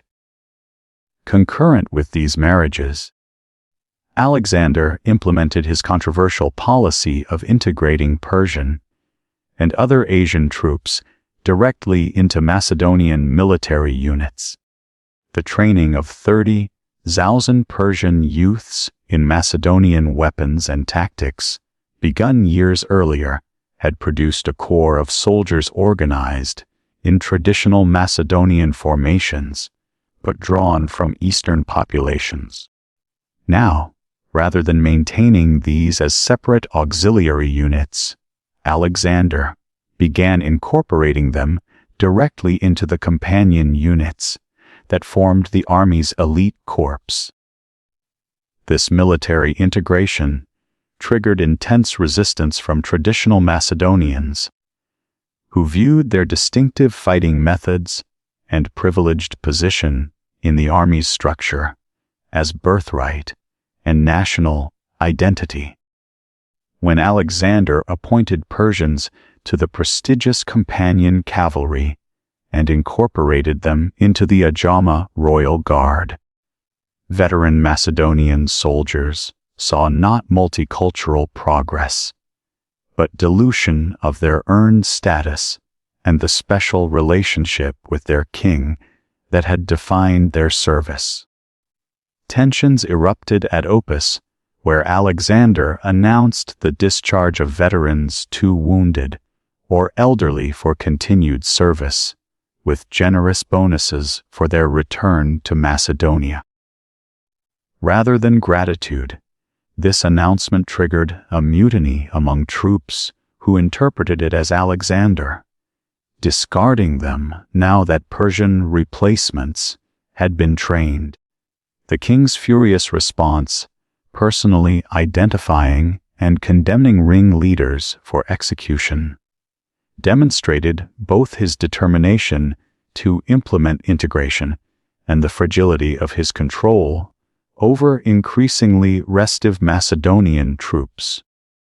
The subsequent reconciliation at Opus featured one of Alexander's most powerful symbolic gestures.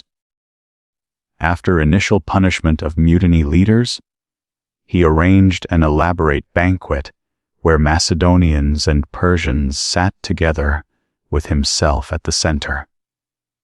The feast culminated in a prayer for homoia, unity of minds or concord between Europeans and Asians, and prosperity for the shared commonwealth.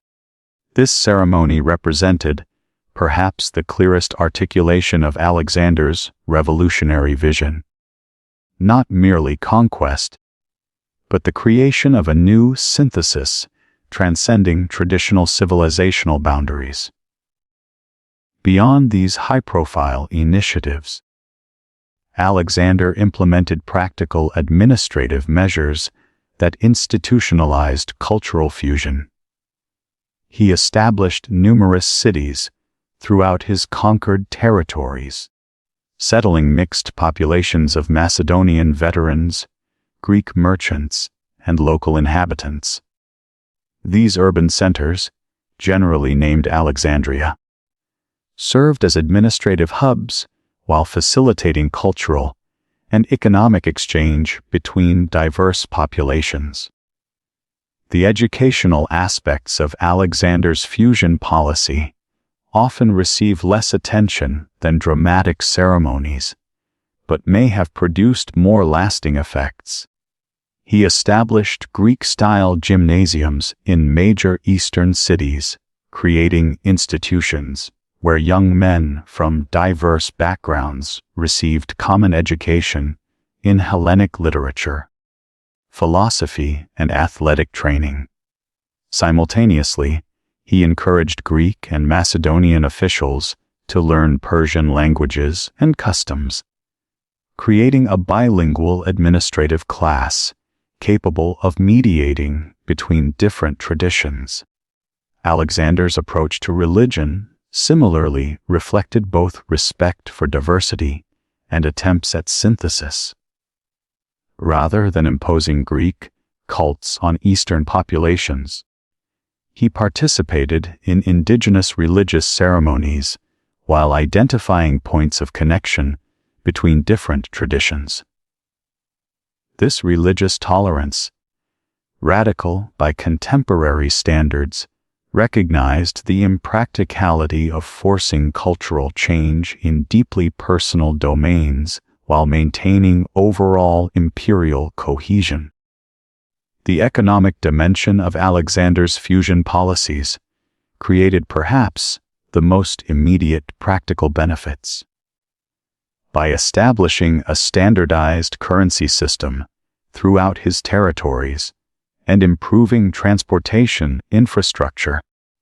He facilitated unprecedented commercial exchange between previously separated regions. Greek merchants found new markets in Mesopotamia and Persia, while Eastern goods and ideas flowed westward at increasing rates. This commercial integration created vested interests in maintaining the political structures that facilitated such profitable exchange. For all their visionary aspects, Alexander's fusion policies contained significant limitations and contradictions. Despite rhetoric of partnership, real power remained firmly in Macedonian and Greek hands, with Eastern elites serving as junior partners at best. The vast majority of common people throughout the empire experienced little practical change in their daily lives beyond paying taxes to different overlords. Most fundamentally, the entire system depended on Alexander's personal authority rather than sustainable institutions that could survive his eventual passing. These tensions would become increasingly apparent as Alexander led his army back toward the empire's center, navigating difficult terrain while attempting to consolidate his vast conquests into a functioning political entity. The young king, who had left Macedonia with clear objectives, had evolved into an emperor with revolutionary aspirations, but increasingly tenuous control over the forces he had unleashed. Whether his unprecedented vision could survive the practical challenges of governance and his own increasingly erratic behavior remained an open question. Having reached the Siaptar 17 Rapar Ngurny easternmost extent of his conquests at the Hyphosis River, Alexander faced the immense challenge of leading his army back toward the heart of his empire. Rather than simply retracing his path, he chose an ambitious southern route that would allow him to subdue the lower Indus Valley while exploring the ocean beyond, a journey that would test his forces against nature itself more severely than any human enemy. The initial stages of this return took Alexander's army down the Hellespont on a hastily constructed fleet of vessels. Shipwrights from his Mediterranean contingents, working with local craftsmen, built nearly 2,000 boats, ranging from massive troop transports to small scouting craft. This improvised navy carried the bulk of the army downstream, while cavalry and light infantry units marched along the riverbanks, subduing territories as they progressed. As the fleet moved southward, Alexander continued his pattern of alternating diplomacy with overwhelming force. Kingdoms that accepted his authority received favorable treatment, while those that resisted faced the full might of his veteran army. The Malians, who mounted the most determined resistance, nearly changed the course of history when a defender's arrow penetrated Alexander's chest during an assault on their chief city. The wound, among the most serious he had yet sustained, punctured a lung and left him hovering between life and death for days. Alexander's recovery from this wound attained legendary status among his troops. Against medical advice, he insisted on showing himself to the army as soon as he could stand, understanding that rumors of his death would devastate morale and potentially trigger widespread revolts throughout his tenuous empire. This public appearance, though briefly reassuring to his men, masked a significant reduction in his physical capabilities. The accumulated toll of numerous wounds and years of campaign hardships had begun to undermine the superhuman vitality that had defined his leadership. Reaching the Indus Delta, Alexander encountered the Indian Ocean, the southern boundary of the known world to Greek geography. Here, his scientific curiosity manifested in a comprehensive exploration of tidal patterns previously unknown in the tideless Mediterranean. The army's first experience with the powerful tides of the Indian Ocean proved nearly catastrophic, as beached ships were suddenly lifted and damaged by rising waters that seemed miraculous to those without experience of such phenomena. At this juncture, Alexander divided his forces for the return journey westward. The fleet under Nas would explore the coastal route toward the Persian Gulf, charting unknown waters and establishing potential maritime trade routes between India and Mesopotamia. Alexander himself would lead the main army overland through the Judrosian Desert, modern Maran in Pakistan and Iran. A harsh route chosen deliberately to surpass the achievements of mythical predecessors like Semiramis and Cyrus, who had reportedly failed to cross this forbidding terrain. The Judrosian crossing became the most devastating phase of Alexander's entire expedition. Ancient sources describe an apocalyptic journey through waterless wastes, where the sun baked the sand hot enough to blister feet through sandals.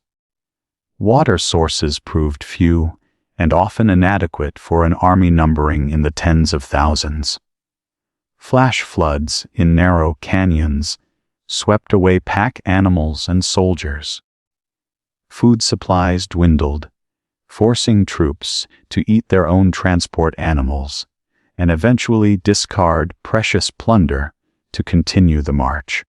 Modern historians debate whether Alexander fully understood the desert's dangers or deliberately chose this route as a final test of endurance, perhaps even as punishment for the army's refusal to continue eastward. Whatever his motivation, the consequences proved catastrophic. Ancient accounts suggest that 3/4 of the civilian followers and a significant portion of the combat troops perished during this 60-day crossing, primarily from thirst, heat stroke, and starvation. Throughout this ordeal, Alexander displayed both remarkable leadership and troubling detachment. He reportedly shared the worst hardships, marching on foot alongside his struggling soldiers and refusing water brought specifically for him. Yet, he also maintained elements of Persian royal protocol, traveling with a core elite while thousands perished around them. This tension between shared suffering and privileged position reflected the increasingly complex nature of his authority, simultaneously comrade in arms and divine monarch. Upon finally reaching the relatively fertile region of Carmania, modern southern Iran, Alexander allowed his surviving forces extended rest while re-establishing contact with his satraps and governors. Here he received disturbing reports of widespread corruption, abuse of power, and outright rebellion among officials he had appointed to govern in his absence. The years-long separation from direct oversight had tempted many administrators to treat their provinces as personal thefts, extorting wealth and ruling tyrannically while assuming their distant king would never return from the east. Alexander's response to these administrative failures combined calculated mercy with spectacular punishment. Officials who had maintained proper governance received elaborate rewards and expanded responsibilities. Those found guilty of the worst abuses faced public execution as examples to others.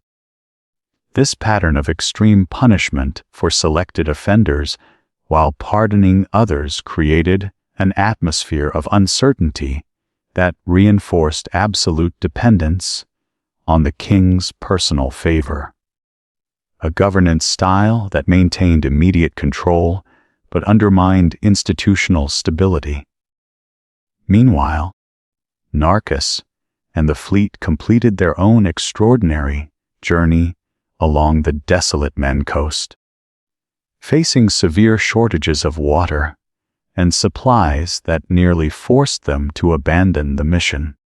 Their eventual arrival in Susa completed a maritime exploration of revolutionary importance for ancient geography and commerce. Alexander celebrated this achievement with special honors for Narcus, recognizing the scientific and economic potential of the new sea roads connecting his eastern and western territories. The reunification of Alexander's forces in Persia marked the beginning of a new phase in his imperial project. Having completed the largest conquest in history to that point, he now turned his formidable energy toward consolidating his gains and transforming temporary military control into sustainable governance.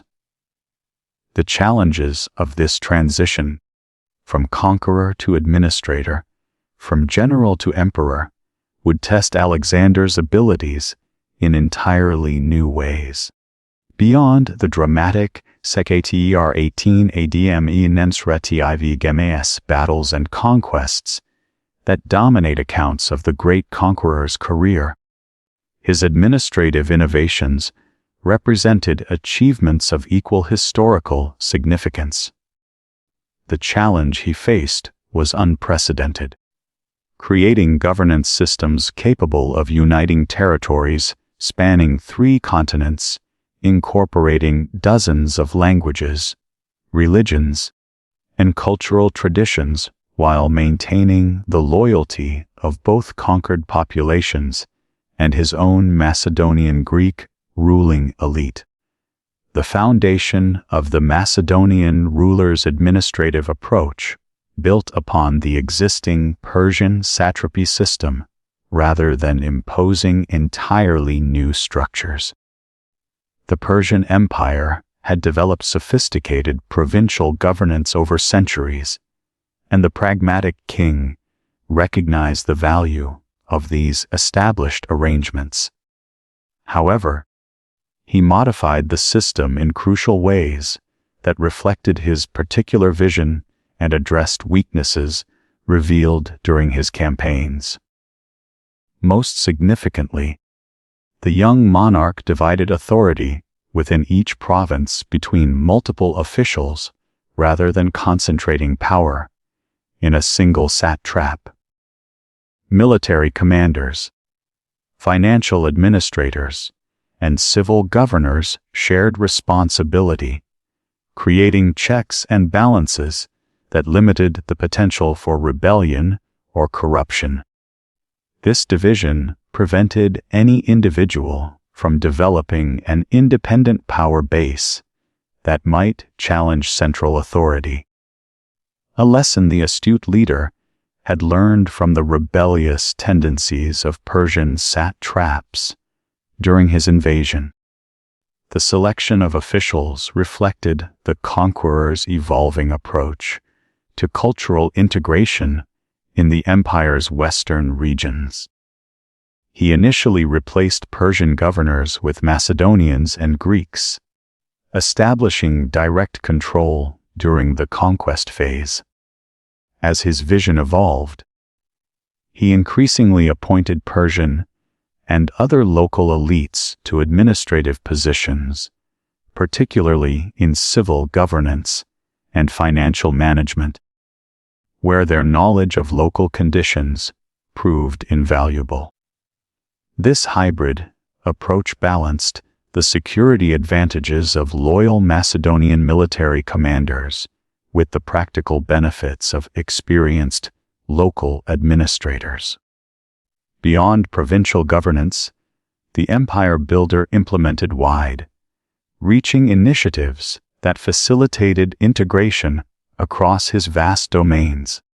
The introduction of a standardized currency system based on the Attic weight standard created a unified economic sphere stretching from Greece to India. This standardization dramatically simplified taxation, trade, and military logistics, while symbolically asserting the unity of previously separate regions. Infrastructure development represented another focus of the royal administration. The Persian royal road network, already impressive in its extent, received significant expansion and improvement under his direction. New roads connected previously isolated regions. Bridges spanned major rivers and way stations, provided secure rest points at regular intervals. These improvements served immediate military purposes, while facilitating the commercial exchange that would eventually become the lifeblood of the Hellenistic world. Perhaps most revolutionary was the ambitious city founding program, which established dozens of new urban centers throughout the conquered territories. While historians debate the exact number of cities founded, ancient claims of 70 or more appear exaggerated. At least 20 major settlements can be confidently attributed to his reign. These cities served multiple functions simultaneously: military garrisons, administrative centers, commercial hubs, and crucibles of cultural fusion. Alexandria and Egypt exemplified the ambition and foresight of these urban foundations.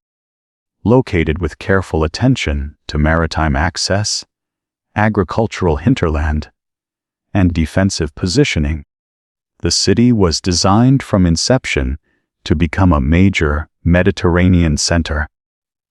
The visionary founder personally approved its distinctive grid plan and designated locations for major public buildings, temples, and markets.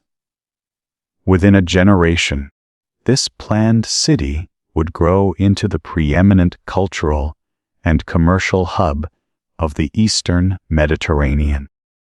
Similar care went into the placement of other Alexandrias in Central Asia, each positioned along trade routes to facilitate both military control and economic development.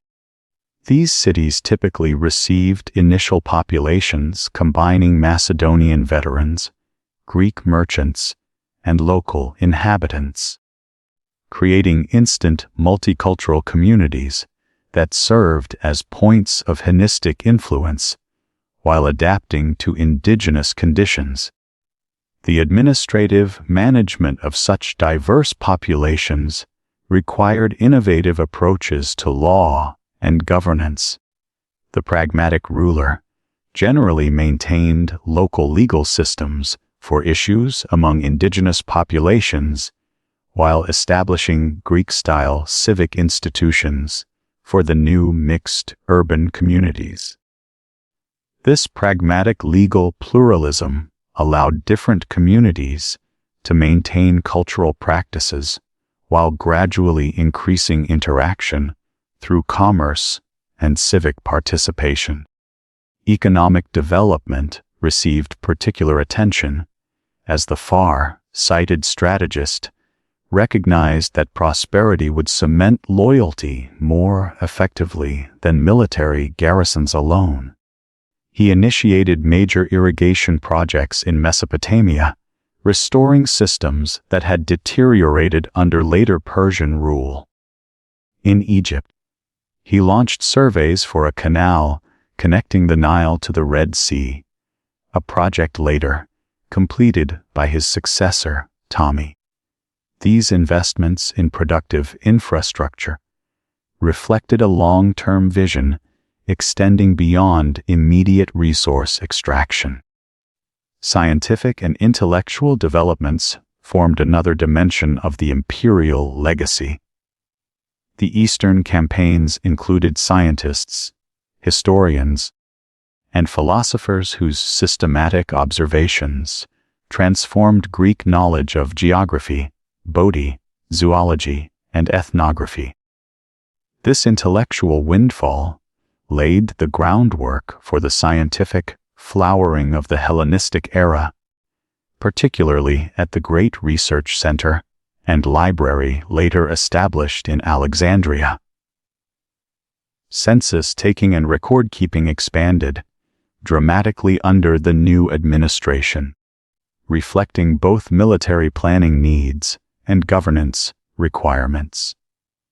Royal secretaries documented population figures, agricultural production, and resource availability throughout the conquered territories, creating unprecedented knowledge resources for rational governance. This systematic approach to information gathering represented a significant advance in administrative technique.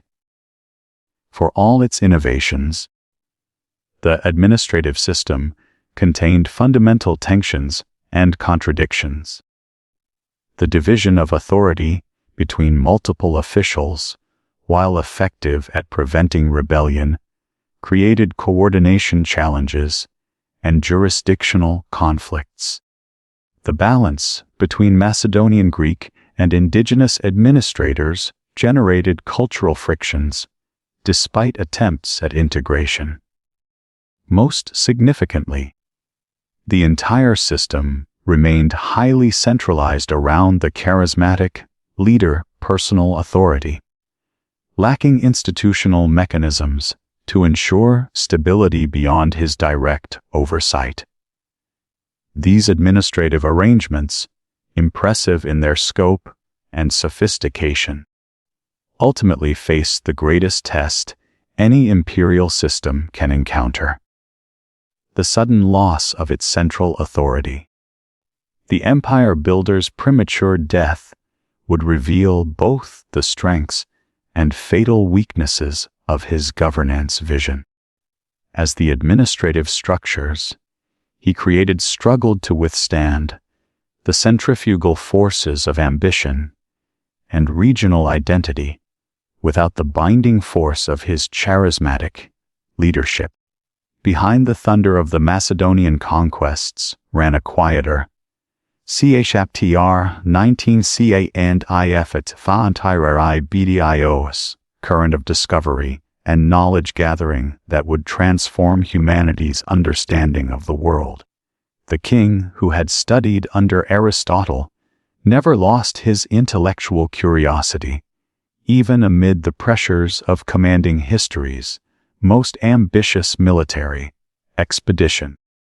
This scientific dimension of his campaigns, though often overshadowed by military achievements, produced lasting contributions across multiple fields of knowledge. The expedition included formal scientific personnel, botanists, zoologists, geographers, and historians tasked with documenting discoveries. Callisthenes, Aristotle's nephew, initially served as official historian before his execution following the Pages conspiracy. Others like Nercus and Onesicritus recorded geographical and ethnographic observations during their naval explorations. These systematic efforts to document new findings distinguish the great conqueror's campaigns from mere conquest, adding a dimension of intellectual exploration. Geography represented perhaps the most dramatically affected field. Prior to the Eastern campaigns, Greek geographical knowledge became increasingly speculative beyond the familiar Mediterranean basin. The Caspian Sea was believed to connect to an outer ocean encircling the world. India existed as a semi-mythical land of wonders, rather than a concrete geographical entity. The expeditions systematically corrected these misconceptions through direct observation and measurement. Engineers and surveyors measured distances traveled, recorded terrain features, and documented river systems throughout the conquered territories. The Battists or step measurers who accompanied the army maintained precise records of distances between significant locations, creating the first accurately measured land routes across Asia. These records later incorporated into the geographical works of Erocenes, and ultimately transformed abstract space into precisely measured territory. Naval exploration produced equally significant geographical knowledge. Nakhos's voyage from the Indus Delta to the Persian Gulf charted previously unknown coastlines and corrected fundamental misconceptions about the Indian Ocean. The Macedonian fleet observations of tidal patterns, prevailing winds, and coastal features laid the groundwork for maritime trade routes that would flourish in subsequent centuries, connecting the Mediterranean world with India and points beyond. Biological sciences advanced dramatically through the Eastern campaigns. Hundreds of plant and animal species, previously unknown to Greek science, were documented, collected, and in some cases transported live to Mediterranean regions. Aristotle's groundbreaking zoological works benefited directly from specimens the young ruler sent back, expanding the empirical foundation for biological classification. Similarly, botanical knowledge expanded through systematic collection of medicinal herbs, cultivated crops, and exotic plants from regions as diverse as the Hindu Kush Mountains and tropical Indian forests.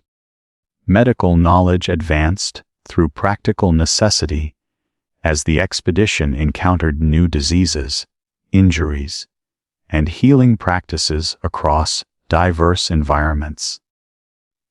The sovereign's personal physician, Philip, gained fame for saving the king's life after he contracted a severe illness from bathing in the cold Cydnus River. Other medical practitioners accompanying the expedition documented indigenous treatments, surgical techniques, and medicinal substances incorporating effective approaches into Greek medical practice while recording observations for future study. Ethnography, the systematic study of human cultures, emerged as a distinct intellectual pursuit. During these campaigns, Greek observers documented social practices, religious beliefs, political systems, and economic activities of dozens of previously unknown peoples. Though often filtered through Hellenic cultural biases, these observations nevertheless produced a substantially more accurate understanding of human diversity than previous Greek conceptions, which had simply divided the world into Hellenes and undifferentiated barbarians. Astronomical observations made during the campaigns confirmed and extended existing Greek knowledge, while incorporating Babylonian and Indian contributions. The expedition's passage through different latitudes allowed confirmation of Earth's curvature through observations of changing star positions. In Babylon, the curious leader ordered the translation of astronomical records dating back centuries, preserving this accumulated knowledge and making it available to Greek researchers who would later develop more sophisticated celestial models. Technological innovation flourished as the expedition faced unprecedented challenges, requiring novel solutions.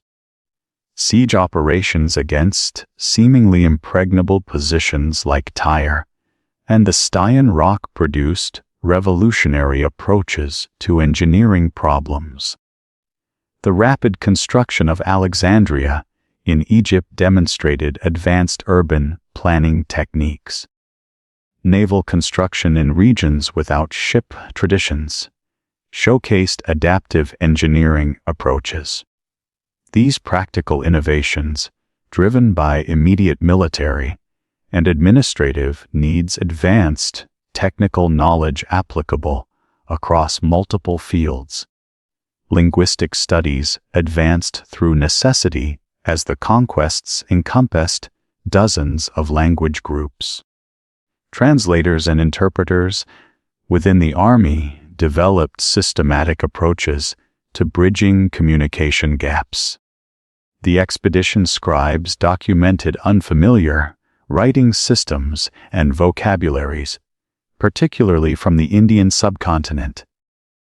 Though not formally theoretical, this practical engagement with linguistic diversity expanded Greek understanding of language itself beyond their previous limited exposure to neighboring tongues. The world conqueror's personal interest in natural phenomena manifested in specific research initiatives amid the campaigns. When floods threatened his army in India, he conducted systematic investigations of monsoon patterns. Encountering crocodiles in the Indus River system prompted comparative studies with their Egyptian counterparts.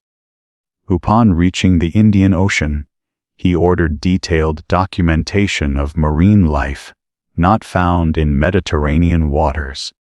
These targeted inquiries reflected both practical concerns and intellectual curiosity.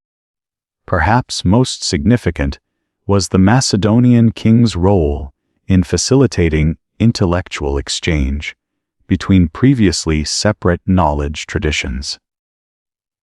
Greek natural philosophy encountered Babylonian mathematical astronomy, Indian medical practices, Persian administrative techniques, and Egyptian architectural knowledge.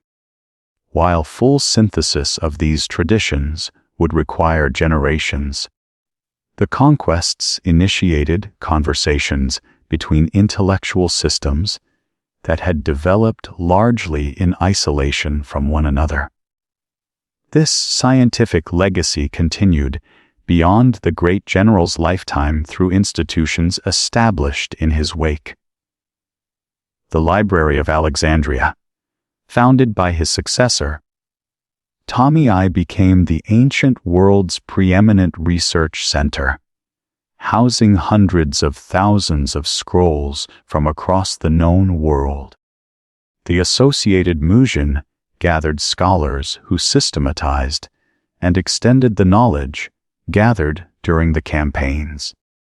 Similar, though smaller, intellectual centers in Antioch, Pergamon, and other Hellenistic cities created an unprecedented network of knowledge sharing across the Eastern Mediterranean and beyond. Thus, alongside the political map transformed by his conquests, the visionary ruler helped redraw humanity's intellectual map of the world. Lands that had existed only as rumor became concrete reality. Peoples known only through travelers' tales became documented subjects of systematic study. Plants, animals, and natural phenomena previously unknown entered the catalog of scientific knowledge. This intellectual dimension of his achievements, though less dramatic than battlefield victories, arguably produced more enduring effects on human civilization. The return to CASTER 20A T fine Lsenbaba while in Babylon in the spring of his final year represented both a triumphant homecoming and the beginning of the great conqueror's last chapter. This ancient city, reclaimed from Persian rule 7 years earlier, had been designated as his imperial capital, a symbolic middle ground between East and West. Its massive walls and towering ziggurats created an imposing backdrop for what the visionary ruler envisioned as the administrative heart of his new world order. The arrival itself generated considerable drama. Babylonian priests and astrologers reportedly warned the Macedonian king against entering the city from the east, citing ominous omens. Some accounts claim ravens fighting and falling dead at his feet further troubled his typically pragmatic approach to superstition. Despite these warnings, he entered Babylon with characteristic determination, though perhaps with uncharacteristic unease. Within the ancient city's walls, the world ruler found an empire simultaneously at its zenith and facing fundamental challenges. The territorial extent of his dominion surpassed anything previously achieved in Mediterranean history. From the Adriatic Sea to the Indus River, from the steppes beyond the Caspian to the cataracts of the Nile, diverse peoples acknowledged his authority. Yet this vast realm remained an assemblage of conquered territories, rather than a coherent political entity with stable institutions and clear succession principles. The sovereign devoted his final months to addressing these foundational challenges.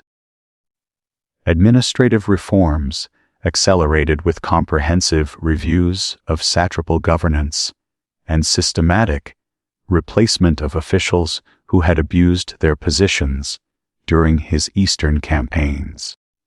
Records suggest he personally reviewed thousands of petitions and reports, working to establish more consistent governance practices across his diverse territories. Simultaneously, the ambitious monarch launched new infrastructure projects. Engineers began surveys for a massive harbor at Babylon capable of hosting 1,000 warships. Irrigation systems, neglected during years of war, received attention, with plans to restore agricultural productivity throughout Mesopotamia. Road improvements connected previously isolated regions, furthering the integration of his sprawling dominions. Most significantly, the restless leader unveiled plans for new military campaigns that revealed the still expanding scope of his ambition. Primary among these was a planned invasion of Arabia, targeting the incense-producing regions along the peninsula's southern coast. Preparations for this expedition had reached advanced stages, with naval vessels constructed, troops assembled, and reconnaissance completed along potential invasion routes.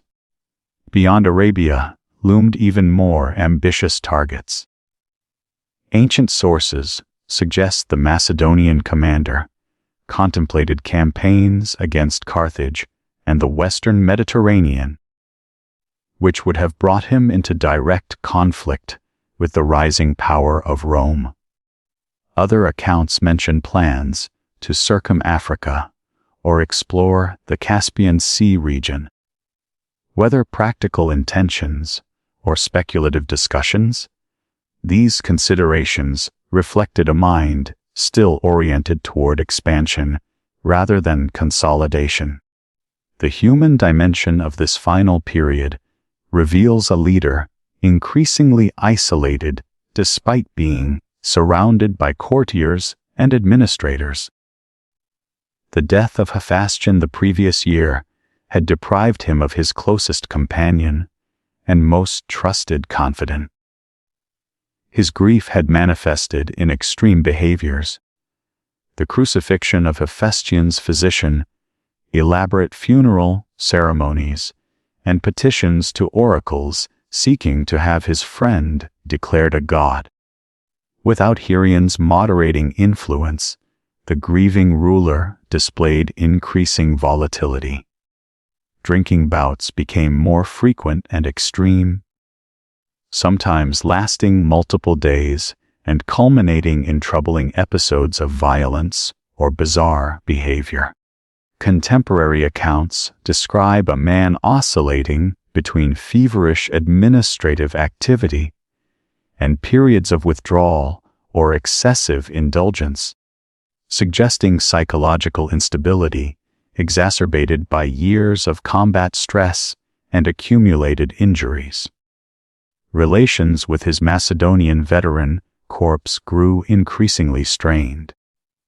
The arrival of 30,000 Persian youths trained in Macedonian military techniques symbolized the king's vision of a multinational empire, but threatened the privileged position of his original followers.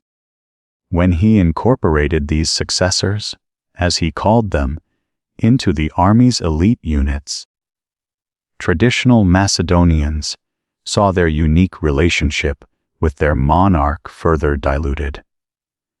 The emperor's final known public appearance occurred at a massive banquet, honoring the resolution of a mutiny among these Macedonian veterans.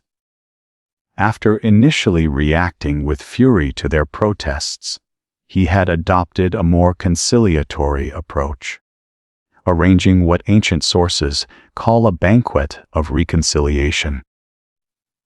There, thousands of Macedonians and Persians dined together, while the great unifier offered his famous prayer for homoia, unity of minds between the peoples of his empire. Days after this apparently successful reconciliation, the alien sovereign attended a smaller drinking party at the home of his friend Medius of Lyssa. According to the so-called royal diaries cited by ancient historians, he drank heavily into the night, then was struck by a sudden pain, so severe he cried out. Carried to his bed in the royal palace, he developed a high fever that would persist for the next 11 days. As the condition of the stricken ruler deteriorated, public anxiety mounted. Macedonian soldiers demanded to see their king, fearing reports of his illness were being concealed, allowed to file past his sick bed. They found him unable to speak, but still conscious enough to acknowledge them with slight movements of his head and eyes. The sight of their seemingly invincible leader rendered helpless reportedly moved many hardened veterans to tears.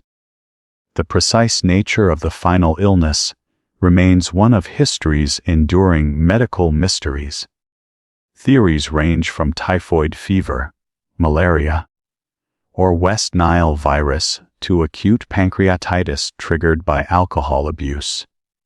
More sensational accounts suggest poisoning, possibly involving the toxic water of the Styx River, allegedly carried to Babylon, specifically to assassinate the world conqueror.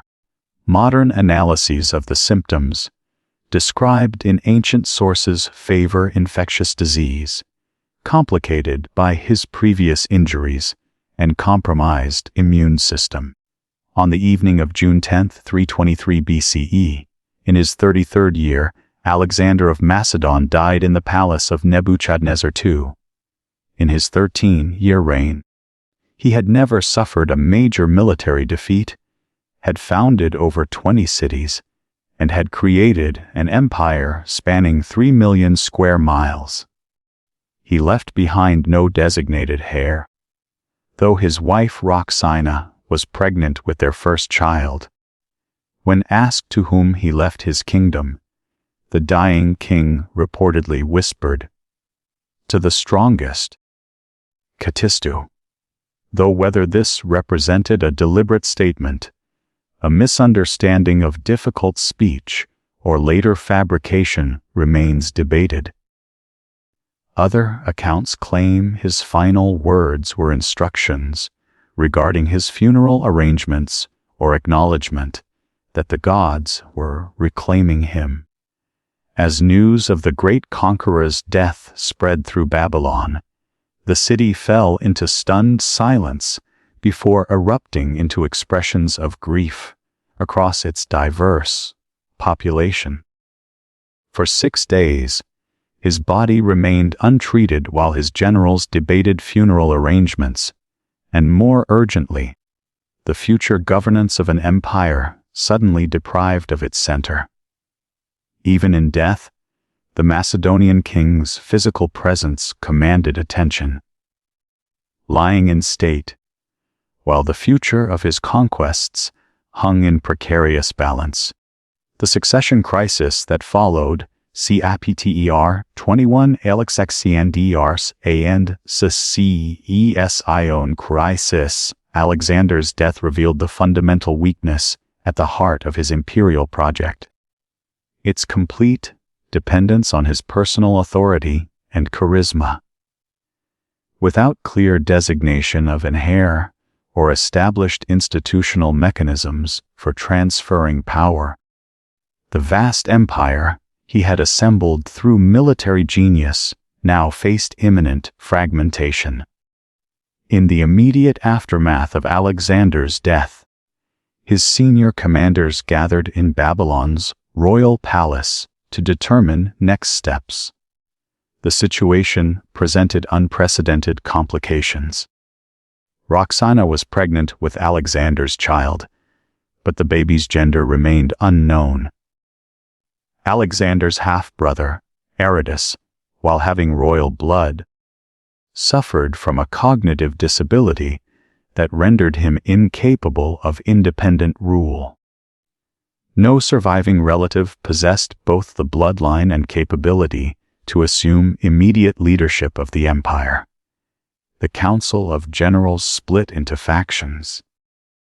Perdiccas, holder of Alexander's signet ring and commander of the elite cavalry, advocated waiting for Roxana's child, who might provide a legitimate heir, if male. Tommy proposed a collective leadership council of senior commanders, effectively dividing authority while maintaining nominal unity. Melaga, speaking for the infantry, supported Aristotle as the adult male with the closest blood claim. Nerkes suggested considering Alexander's son by his Persian wife Barsine. Though this child lacked official recognition after heated debates and growing tensions between infantry and cavalry units, a compromise emerged. Aristotle would become King Philip III, while if Roxana's child proved male, he would become king as Alexander IV. Perdiccas would serve as regent for both kings, effectively controlling imperial administration. This arrangement satisfied immediate concerns for preserving unity, while deferring the fundamental question of who would ultimately inherit Alexander's power. The fragile compromise soon collapsed into open conflict. Within days, Melaga led infantry units in an attempted coup against Perdiccas and the cavalry faction. After initial bloodshed, Perdiccas outmaneuvered his rival through a combination of negotiation and treachery, eventually executing Melaga and 30 of his supporters during a purported religious ceremony of army purification. With internal opposition temporarily suppressed, the generals proceeded to divide administrative responsibilities while maintaining the fiction of a unified empire. In the settlement known as the Partition of Babylon, Tommy secured Egypt, Lysimus received Thrace. Antigonus gained control of Phrygia. Amends was assigned Cappadocia, and other commanders received various provinces, according to their status and negotiating leverage. Perdiccas retained central authority as regent with the boy kings, serving as symbols of legitimacy rather than exercise of actual power. As these political maneuvers unfolded, Alexander's body became the focus of competing claims. Traditional Macedonian practice would have called for burial at the royal tombs at Ai. However, Ptolemy intercepted the funeral procession, diverting Alexander's remains to Egypt, in a move that simultaneously honored the conqueror's apparent wish to be buried at the Oracle of Amun, and secured a powerful symbol of legitimacy for Ptolemy's rule. The elaboratory carriage that transported Alexander's body became legendary in itself. Ancient sources describe a marvel of engineering and artistic splendor.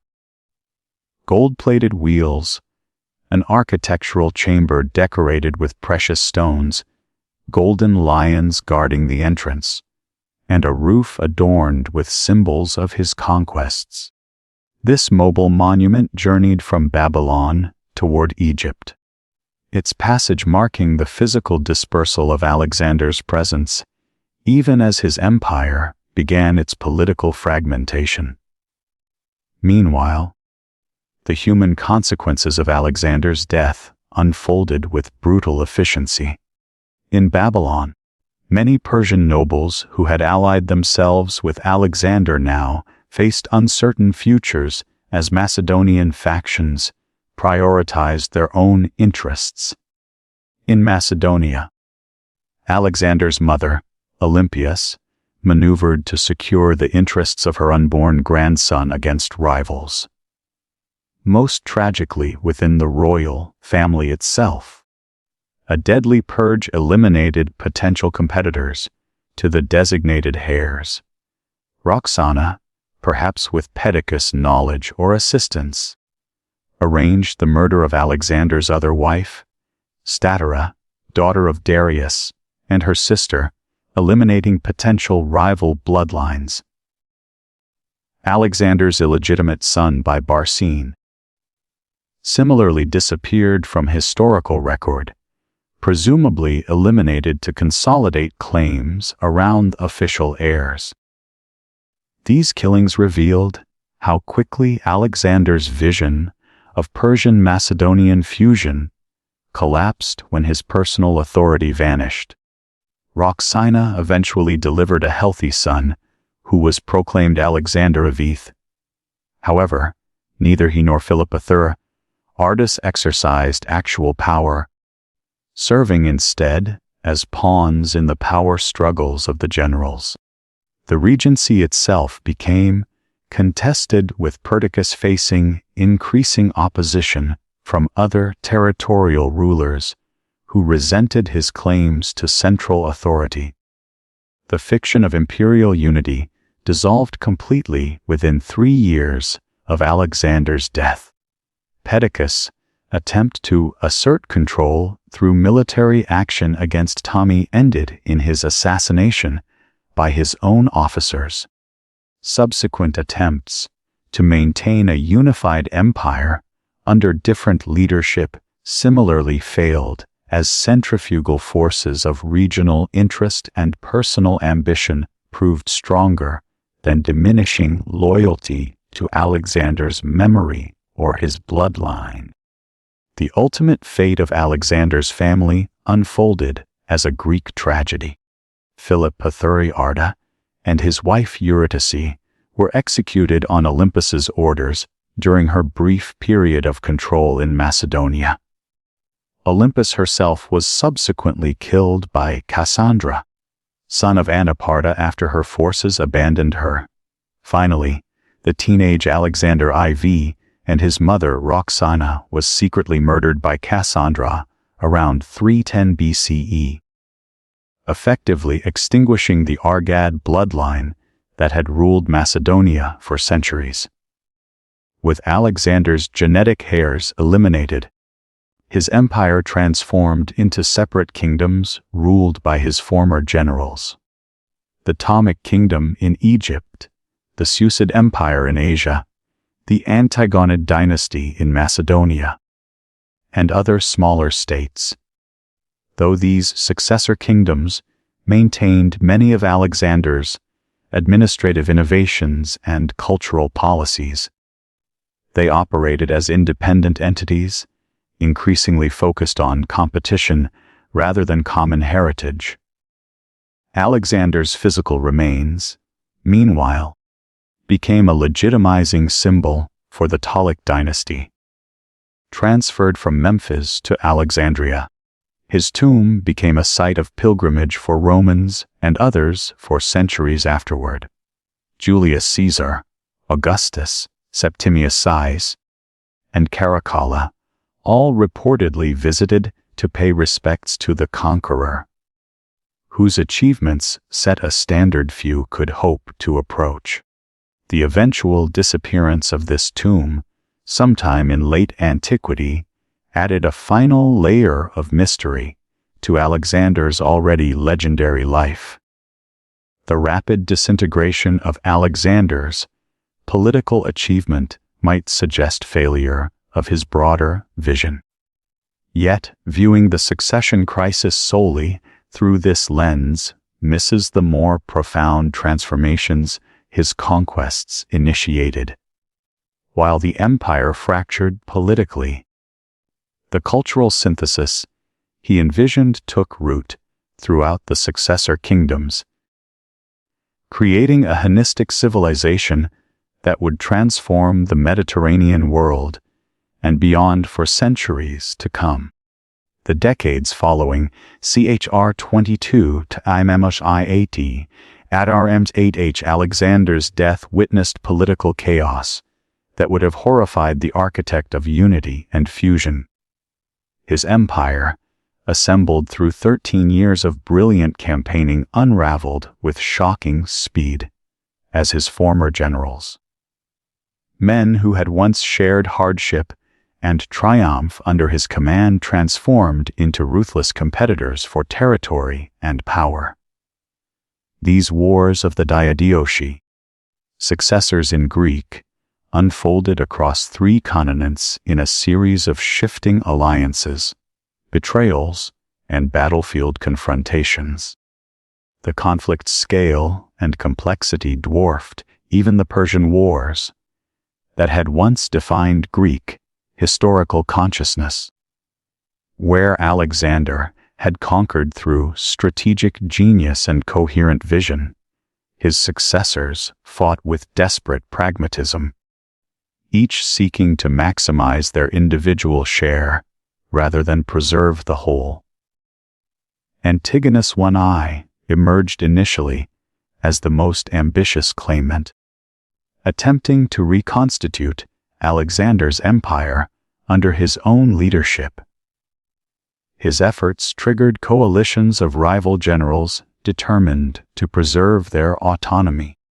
After years of inconclusive warfare, the aging general and his son Demetrius made a final bid for dominance at the Battle of Issus.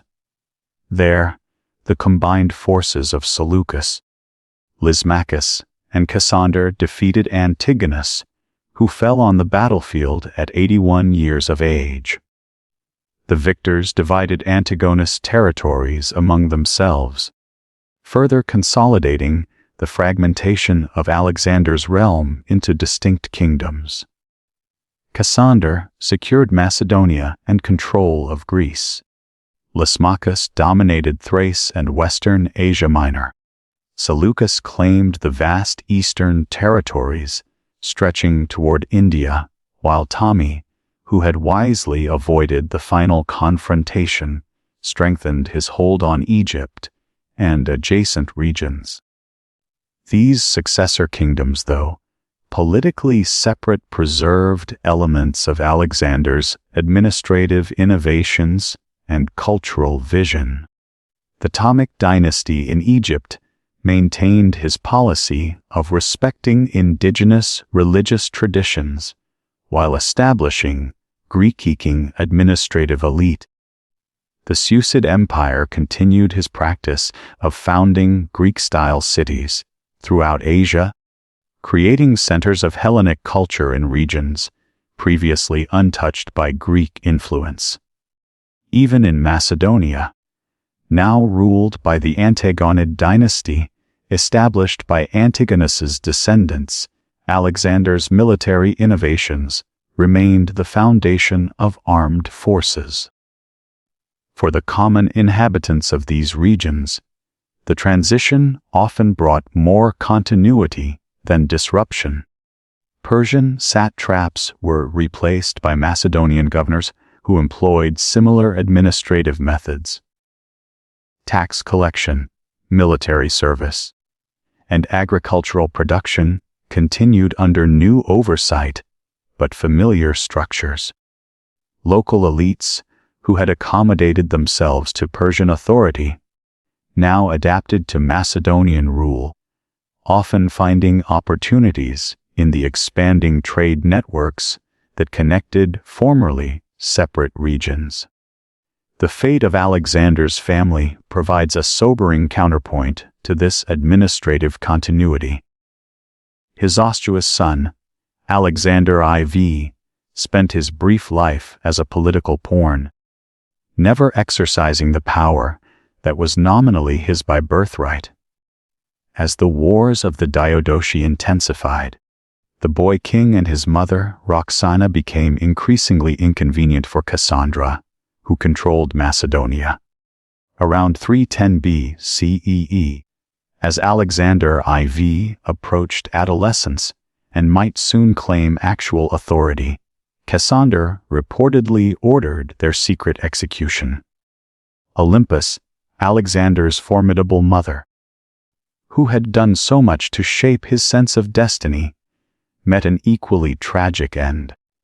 After temporarily seizing control in Macedonia and ordering the execution of Philip Ardus and his wife, she found herself besieged by Cassandra's forces at Pydna. When her supporters abandoned her, Olympus faced death with characteristic defiance, demanding proper trial rather than assassination. Cassandra denied this dignity, having her executed by relatives of her previous victims. Within a single generation of Alexander's death, his bloodline had been systematically erased from the political landscape.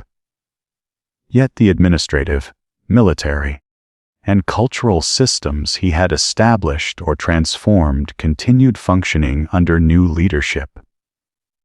This paradox, the immediate collapse of Alexander's political achievement, alongside the enduring influence of his institutional legacy, defined the transition from his brief rule to the holistic age that followed. Even in death, Alexander's physical remains became objects of political competition. Ptolemy's hijacking of the funeral courts to secure the conqueror's body for Egypt represented more than symbolic triumph. The magnificent tomb constructed in Alexandria became a legitimizing monument for the Ptolemaic dynasty, a pilgrimage site that connected Egypt's new rulers to Alexander's unmatched prestige. Roman leaders would later visit this tomb, with Augustus reportedly accidentally breaking the preserved nose when he bent to kiss the face of history's greatest conqueror. Though politically fragmented, the world Alexander left behind retained crucial connective tissue that prevented complete dissolution. Greek served as a common administrative language across successor kingdoms, facilitating diplomatic communication and commercial exchange. Macedonian military techniques provided standardized approaches to warfare that shaped conflicts throughout the Eastern Mediterranean. cultural practices introduced during Alexander's campaigns, from administrative procedures to architectural styles, created recognizable patterns from the Adriatic to the Indus. Most significantly, the shattered empire maintained extensive trade networks that bound former provinces into an interconnected economic zone. Goods, people, and ideas flowed more freely across political boundaries than they had before Alexander's conquests. Greek merchants established trading communities in Egyptian Alexandria, Babylonian Susia, and cities along the Central Asian Silk routes. Eastern luxury products reached Mediterranean markets in unprecedented quantities, while Greek wine, olive oil, and manufactured goods traveled eastward. This economic integration created powerful incentives for maintaining aspects of Alexander's legacy. Even as political unity disintegrated, commercial elites benefited from standardized currency, predictable legal frameworks for contracts, and improved transportation infrastructure initially established under Alexander's authority. These practical advantages ensured that while the empire could not survive intact, neither would it completely disappear. Instead, it transformed into an interconnected system of competing but culturally related states, the defining characteristic of the Hellenistic world. From the ruins of Alexander's short-lived empire emerged a new world. Chiatar 23 Telenistai Phanik Oral Dalud, order that would shape Mediterranean civilization for 3 centuries. The Hellenistic age, spanning the period from Alexander's death until Rome's conquest of Timik Egypt, represented neither simple Greek colonization nor passive absorption of Eastern traditions, but rather a dynamic synthesis creating entirely new cultural forms across art, science, philosophy, religion, and governance. The most visible manifestation of this new civilization appeared in its urban landscapes. Dozens of cities founded during and after Alexander's campaigns served as administrative centers and cultural beacons throughout Asia and North Africa. These urban communities followed Greek architectural models featuring agoras, theaters, gymnasiums, and colonnaded streets, while adapting to local building materials, climate conditions, and religious requirements. Cities like Alexandria in Egypt, Antioch in Syria, and Icon in distant Bactria became microcosms of cultural fusion. Alexandria exemplified the creative potential of this synthesis. Built on a carefully selected Mediterranean site, with excellent harbor potential, the city combined Greek urban planning with Egyptian religious elements and practical innovations, addressing local conditions. Its famous lighthouse, the Pharos, represented both engineering achievement and multicultural symbolism. The library and museum, established by Ptolemy, created institutional support for intellectual exchange on an unprecedented scale. Gathering scholars from across the known world, this Alexandrian intellectual community produced revolutionary advances across multiple fields. Euclid systematized mathematical knowledge in his Elements, establishing axioms and proofs that would define geometry for 2 millennia. Erocenes calculated Earth's circumference with remarkable accuracy using observations at different latitudes. Herophilus performed human dissections, dramatically advancing anatomical understanding beyond previous theoretical speculation. These achievements rested on the cosmopolitan foundation Alexander had established, bringing diverse knowledge, traditions into productive conversation. Artistic developments paralleled these intellectual advances. Hellenistic sculpture departed from classical Greek ideals, embracing emotional expressiveness, anatomical realism, and subjects previously considered unsuitable for high art. The dying Gaul Leon group and Venus demo exemplified this new aesthetic sensibility, which influenced artistic production from Greece to northwestern India. In painting techniques for creating perspective and modeling three-dimensional forms advanced significantly, though few examples survive beyond descriptions in literary sources.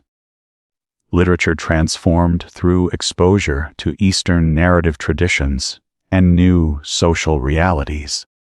The pastoral poetry of Theocritus, the sophisticated court poetry of Callimachus, and the urban comedies of Menander reflected changing relationships between individuals and their communities.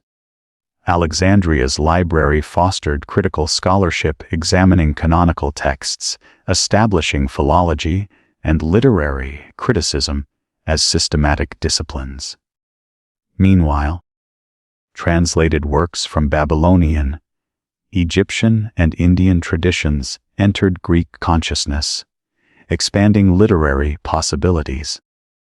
Philosophy responded to these changed circumstances with new schools addressing individual well-being amid political uncertainty. Epicureanism advocated withdrawal into private contentment.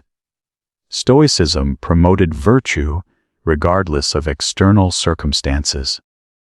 Skepticism questioned the possibility of certain knowledge. These philosophical approaches focused on practical ethics rather than abstract metaphysics, offered guidance for navigating a world where traditional city-state relationships had collapsed into vast kingdoms, governed by distant monarchs. Religion underwent particularly dynamic transformations. Greek deities found identification with local gods throughout Alexander's former territories. Zeus with a moon, Aphrodite with Ishtar, Dionysus with various vegetation deities. Mystery cults offering personal salvation and emotional experience gained popularity across ethnic boundaries. Egyptian Isis worship spread throughout the Mediterranean, while Eastern astrological practices gained scientific prestige through Babylonian mathematical precision. These religious developments created shared spiritual vocabulary across formally separate traditions. Governance during this period reflected both Alexander's innovations and practical adaptations by his successors. The Tmic administration in Egypt maintained centralized control through sophisticated bureaucracy, census records, and tax systems that combined Greek record-keeping with pharaonic traditions. The Seleucid Empire, governing more diverse territories, balanced central authority with regional autonomy for different ethnic and religious communities. These administrative systems, though imperfect and often exploitative, nevertheless represented advances in governing complex, multicultural societies. Economic integration accelerated throughout the Hellenistic world, despite political fragmentation. Standardized coinage facilitated trade across boundaries, while improved harbor facilities and road networks reduced transportation costs. Banking systems became more sophisticated, offering credit instruments that supported long-distance commerce. Agricultural innovations spread between regions, introducing new crops and cultivation techniques that improved productivity. These economic developments created prosperity that funded cultural achievements while binding diverse regions together through commercial relationships. Scientific and technological progress characterized this period across multiple fields. Military engineering advanced with innovations like the polybolos, repeating ballista, and improved siege engines. Water management techniques spread from regions with ancient expertise to areas previously lacking sophisticated irrigation. Mechanical devices reached new levels of complexity, exemplified by Archimedes' inventions and astronomical calculating devices like the antitherkism. These practical innovations improved quality of life while demonstrating the creative potential of cultural exchange. On society's margins, unprecedented opportunities sometimes emerged for previously excluded groups. Women in some Hellenistic cities gained access to education and cultural participation beyond what had been possible in classical Greek police. Prominent female intellectuals like Hypatia of Alexandria and poets like Arena and Gnosis demonstrated women's capabilities when given opportunities for development. Though patriarchal structures remained dominant, the disruption of traditional social arrangements created occasional openings for exceptional individuals, regardless of gender. Geographic mobility characterized Hellenistic society across all social classes. Professional soldiers, merchants, scholars, and administrators traveled extensively throughout the connected regions, sometimes settling permanently far from their birthplaces. This movement created cosmopolitan populations in major cities where diverse languages, customs, and religious practices coexisted in dynamic tension. While ethnic identity remained important, opportunities for cross-cultural friendships, marriages, and business partnerships increased dramatically. The Hellenistic synthesis reached its geographic limits in encounters with civilizations beyond Alexander's conquests. In the West, expanding Roman power gradually absorbed Greek colonies in Italy and Sicily before directly confronting the successor kingdoms. To the east, the Indian Mauryan Empire under Chandragupta and later Ashoka established boundaries through both military confrontation and diplomatic exchange with Seleucid rulers. In Central Asia, nomadic peoples like the Scythians and rising powers like Parthia created frontiers where Hellenistic influence diminished with distance.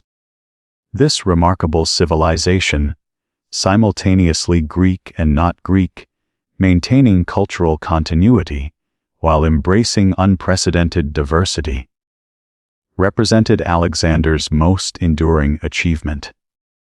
Though his political unity proved ephemeral, the cultural fusion he initiated transformed Mediterranean and West Asian civilization permanently.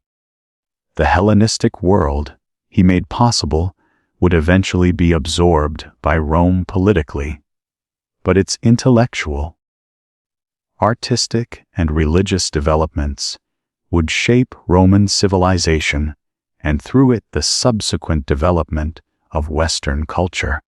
Few historical figures see aptr 24 al-Isandadar dinr evidenti kltur haras have generated such diverse and contradictory interpretations across civilizations as Alexander. In the centuries and millennia following his death, cultures throughout Europe, Asia, and Africa developed distinct perspectives on the Macedonian conqueror, ranging from idealized hero to destructive demon. each revealing as much about the interpreting culture as about Alexander himself. The Greek tradition, beginning with Alexander's contemporaries, established the foundation for his Western image. Early accounts by Callisthenes before his execution, and later Ptolemy, Nerus, Aristobulus, and others provided eyewitness perspectives, later synthesized by historians like Arrian, Plutarch, and Diodorus Siculus. These Greek sources generally portrayed Alexander sympathetically, emphasizing his Philhellenism, personal courage, and vision of cultural unity. His excessive drinking, growing Orientalism, and brutal punishments of opposition were acknowledged, but often contextualized as understandable responses to extraordinary pressures. Roman interpretations built upon these Greek accounts while adapting Alexander to specifically Roman concerns. For ambitious generals like Pompey and Caesar, Alexander provided both inspiration and competitive standard against which to measure their own achievements. The Emperor Augustus reportedly wept before Alexander's tomb, lamenting that at an age when Alexander had conquered the known world, he himself had accomplished comparatively little. Yet alongside admiration ran a current of moral criticism. Roman writers like Livy cast Alexander as corrupted by luxury and Eastern despotism, a cautionary tale about power without republican restraint. The Persian perspective offers striking contrast to these Western interpretations. In Zoroastrian tradition, Alexander appears as the Alexander who destroyed sacred texts and fire temples during his conquest. The national epic Shame, though composed centuries after his death, portrays Alexander Iskandar as the secret son of the Persian king Darius, a literary device transforming foreign conquest into internal succession, while acknowledging the disruptive impact of his campaigns on Persian civilization. Later, Persian traditions partially rehabilitated Alexander, depicting him as a philosopher-king seeking wisdom throughout his travels. Perhaps most remarkable is Alexander's transformation in Islamic tradition into Dhul-Qarnayn, the two-horned one mentioned in the Quran. This figure identified by many commentators with Alexander travels to the ends of the earth, establishing justice and building a wall to contain the destructive forces of Gog and Magog. This Islamic Alexander becomes a proto-monotheist and righteous ruler whose conquests serve divine purpose, a dramatic reinterpretation that allowed Islamic civilization to incorporate a significant pre-Islamic historical figure into its religious worldview. Indian accounts offer some of the most negative assessments of Alexander's campaigns. While Greek sources portray the Indian expedition as a glorious achievement against exotic adversaries, Sanskrit texts barely mention the Macedonian invasion, treating it as a minor incursion by foreign barbarians, Yavanas, of little historical significance. Modern Indian historians have sometimes characterized Alexander as simply another in a long line of failed invaders who made minimal impact on the subcontinent's fundamental civilization. A perspective that challenges Eurocentric emphasis on his world historical importance. The most extravagant transformations of Alexander's story emerged in medieval European and Middle Eastern romances, collectively known as the Alexander Romance. These narratives translated and adapted across dozens of languages from Armenian to Ethiopian incorporated fantastic elements, entirely absent from historical accounts. Underwater exploration in a primitive submarine, ascent into the heavens using trained griffins, encounters with paradise, and battles against mythical creatures. Alexander became a vessel for exploring human limitations and possibilities, transcending historical specificity to embody universal themes of ambition, discovery, and mortality. Central Asian traditions developed another distinctive interpretation, particularly in regions like Sagdana, where Alexander had faced fierce resistance. Here local legends sometimes identified him with ancient mythological figures or depicted him learning wisdom from indigenous sages. The Kiris epic Manes incorporates elements possibly derived from Alexander legends, while Usabek and Tajik folklore preserves stories of his encounters with regional heroes and holy men. These traditions reflect the complex processes through which conquered peoples assimilated the memory of conquest into their cultural self-understanding. Egyptian interpretations reflected their unique historical position. Alexander had presented himself as liberator from Persian rule and legitimate pharaoh through the oracle at Siwa. Ptolemaic propaganda reinforced this narrative, depicting Alexander with pharaonic regalia and divine attributes in temple reliefs. Egyptian texts, however, treated him primarily as founder of Alexandria and predecessor to the Ptolemaic dynasty, rather than focusing on his personal qualities or achievements. This pragmatic approach reflected Egypt's long experience absorbing foreign conquerors into its ancient cultural framework. These diverse cultural interpretations share certain common elements despite their differences. Nearly all acknowledge Alexander's extraordinary military achievements, even when condemning their effects. Most attribute to him exceptional personal qualities, courage, intelligence, curiosity, regardless of moral judgments about how he employed these attributes. Perhaps most significantly, cultural traditions consistently use Alexander as a vehicle for exploring fundamental questions about power, ambition, cultural contact, and human limitations. What makes Alexander's cross-cultural reception unique is not merely its diversity, but its sustained relevance across different civilizations. Other conquerors achieved comparable territorial expansion, Genghis Khan, for instance, but generated less varied and persistent cultural interpretation. This enduring fascination suggests Alexander represents something beyond mere military success, a complex symbol of human potential and limitation that resonates across cultural boundaries. A figure whose brief life raised eternal questions about the meaning of achievement and the price of ambition. The shadow of Alexander stretches across such etihar R25 and Ries Lugiacihrog Hestoar, history far beyond the immediate aftermath of his conquests.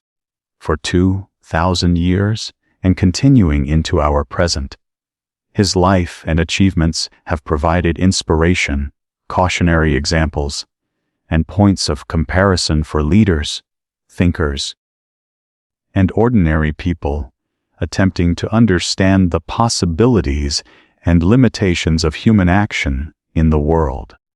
Military leaders throughout history have studied Alexander's campaigns as masterclasses in strategy, tactics, and leadership. Julius Caesar allegedly wept before a statue of Alexander, lamenting that at an age when the Macedonian had conquered the known world, he himself had achieved comparatively little. Napoleon Bonaparte carried a copy of Arrian's history of Alexander's campaigns throughout his own military career, consciously modeling aspects of his leadership on his ancient predecessor. Modern militaries still analyze the battles of Granicus, Issus, and Gaugamela for insights into principles of warfare that transcend technological change. What these military students particularly admire in Alexander's campaigns is not merely tactical brilliance, but operational innovation. His logistic systems enabling sustained operations thousands of miles from home bases. His integration of intelligence gathering with strategic planning. His cultivation of local allies in unfamiliar territories. And his adaptability when facing novel challenges together created a comprehensive approach to warfare that remains relevant despite vast technological changes. Political leaders have drawn different lessons from Alexander's brief reign. For some, like Augustus and later Roman emperors, he provided a model of charismatic authority, transcending traditional governmental constraints. Renaissance princes studied his methods of balancing terror with magnanimity when dealing with conquered populations. Modern theorists of international relations find in his empire building both positive models of cultural integration and cautionary examples of unsustainable expansion beyond administrable boundaries. Alexander's approach to cultural difference has generated particularly complex legacy. His policy of incorporating, rather than merely subjugating conquered peoples, while maintaining core Macedonian Greek identity at the ruling level, established patterns that influenced subsequent empires from Rome to Britain. The tension between his vision of cultural fusion and the practical maintenance of Macedonian privilege raises questions about power, identity, and cultural exchange that remain relevant in today's globalizing world. Intellectual and artistic engagements with Alexander reveal his persistent grip on human imagination. Literary works from Dante's Divine Comedy to modern novels explore his ambiguous legacy. Visual artists from ancient mosaicists to Renaissance painters to contemporary filmmakers have depicted pivotal moments from his life. The taming of Bucophiles, the Gordian knot, the meeting with Diogenes as allegories for broader human themes. These artistic interpretations often reveal more about their creators' eras than about Alexander himself, demonstrating his versatility as cultural symbol. Archaeological discoveries continually enrich and sometimes challenge our understanding of Alexander's world. Excavations at Alexandria have revealed aspects of the city's original Hellenistic design beneath later Roman and medieval development. The discovery of the royal tombs at Vagina in Macedonia illuminated the court culture that shaped Alexander's early years. Ongoing work at sites along his campaign route from Turkey to Afghanistan provides material evidence supplementing and sometimes contradicting textual accounts of his journeys. Alexander's posthumous role in identity formation remains particularly fascinating. Modern Greeks claim him as national hero despite his ambiguous relationship with classical Greek city-states. The controversy between Greece and North Macedonia over naming rights reflects the potent symbolic power still attached to Alexandrian heritage. In Afghanistan, some tribes claimed descent from his armies, while Iranian nationalists have attempted to reclaim him as part Persian through his marriage to Roxana. These competing claims demonstrate how historical figures can become powerful resources in modern identity construction.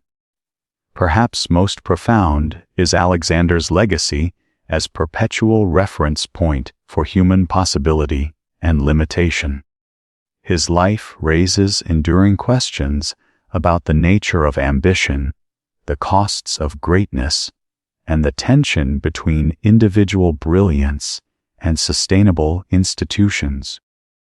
His achievements demonstrated what extraordinary human will could accomplish. While his empire's rapid disintegration after his death revealed the limitations of even the most remarkable individual life without supporting structures.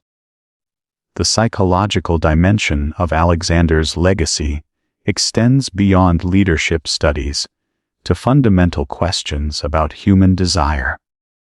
His reported weeping upon learning there were no more worlds to conquer captures a universal aspect of human experience. The insatiability of ambition and the melancholy that can accompany even the greatest success. This Alexander becomes a symbol not merely of conquest, but of the human condition itself, perpetually seeking meaning through achievement, yet never finding permanent satisfaction. For modern observers, Alexander's legacy also raises ethical questions about historical judgment across vast cultural and temporal divides. How should contemporary standards inform our assessment of a figure who operated within radically different moral frameworks? The destruction of Thebes, the mass crucifixions after Tyre's fall, and the slaughter of tribes that resisted in Central Asia and India represent atrocities by modern standards, yet occurred within a historical context where such actions followed established patterns of ancient warfare. Environmental historians have recently identified another dimension of Alexander's legacy: his campaign's ecological impact through urbanization, agricultural change, and facilitation of long-distance trade in biological materials. The spread of Greek farming techniques, introduction of new crops to regions along his route, and establishment of cities requiring intensive resource extraction, collectively altered landscapes from the Mediterranean to Central Asia. These changes, though gradual and less dramatic than military conquests, may represent among his most enduring material legacies. Educational approaches to Alexander revealed changing historiographical values across generations. 19th-century textbooks often presented him unambiguously as civilization's agent spreading Hellenic light among Eastern darkness. Later treatments emphasized cultural imperialism and the suffering of conquered peoples. Contemporary approaches typically seek more balanced assessment, acknowledging both the violence inherent in conquest and the genuine cultural flourishing that occurred in the Hellenistic synthesis. Alexander's campaigns made possible. Ultimately, Alexander's most significant legacy may be the questions his life continues to raise rather than any definitive answers it provides. Was he visionary unifier or brutal conqueror, exemplar of human potential or cautionary tale about power's corruption, agent of cultural progress or destroyer of indigenous traditions? The persistent fascination he generates suggests these questions themselves, rather than their specific answers, constitute his most valuable bequest to posterity. In asking them, we continue a conversation about power, purpose, and human possibility that has continued uninterrupted since Alexander himself rode east from Macedonia over 2 millennia ago. The remarkable life of Issus, the Macedonian king, unfolds across history like a brilliant meteor, brief, dazzling, and leaving the world fundamentally changed in its wake. From the rugged mountains of humble Macedonia to the distant banks of the Indus River, his journey reshaped not only political boundaries, but the very conception of human potential and the interconnectedness of civilizations once thought entirely separate. The empire forged during his campaigns did not outlive its creator. Within a generation, the vast territories unified under one banner, fractured into rival kingdoms ruled by former generals. The political cohesion established through conquest proved fleeting, an edifice built on the force of one extraordinary will which collapsed without its center. Yet from the ashes of that impermanent structure rose something deeper and more enduring, a cultural synthesis that would influence Mediterranean and Near Eastern civilization for centuries. This new Hellenistic world, neither purely Greek nor traditionally Eastern, was a creative fusion of philosophies, sciences, and aesthetics. Greek reason encountered Persian, stargazing, and Indian healing, producing insights impossible within the confines of isolated traditions.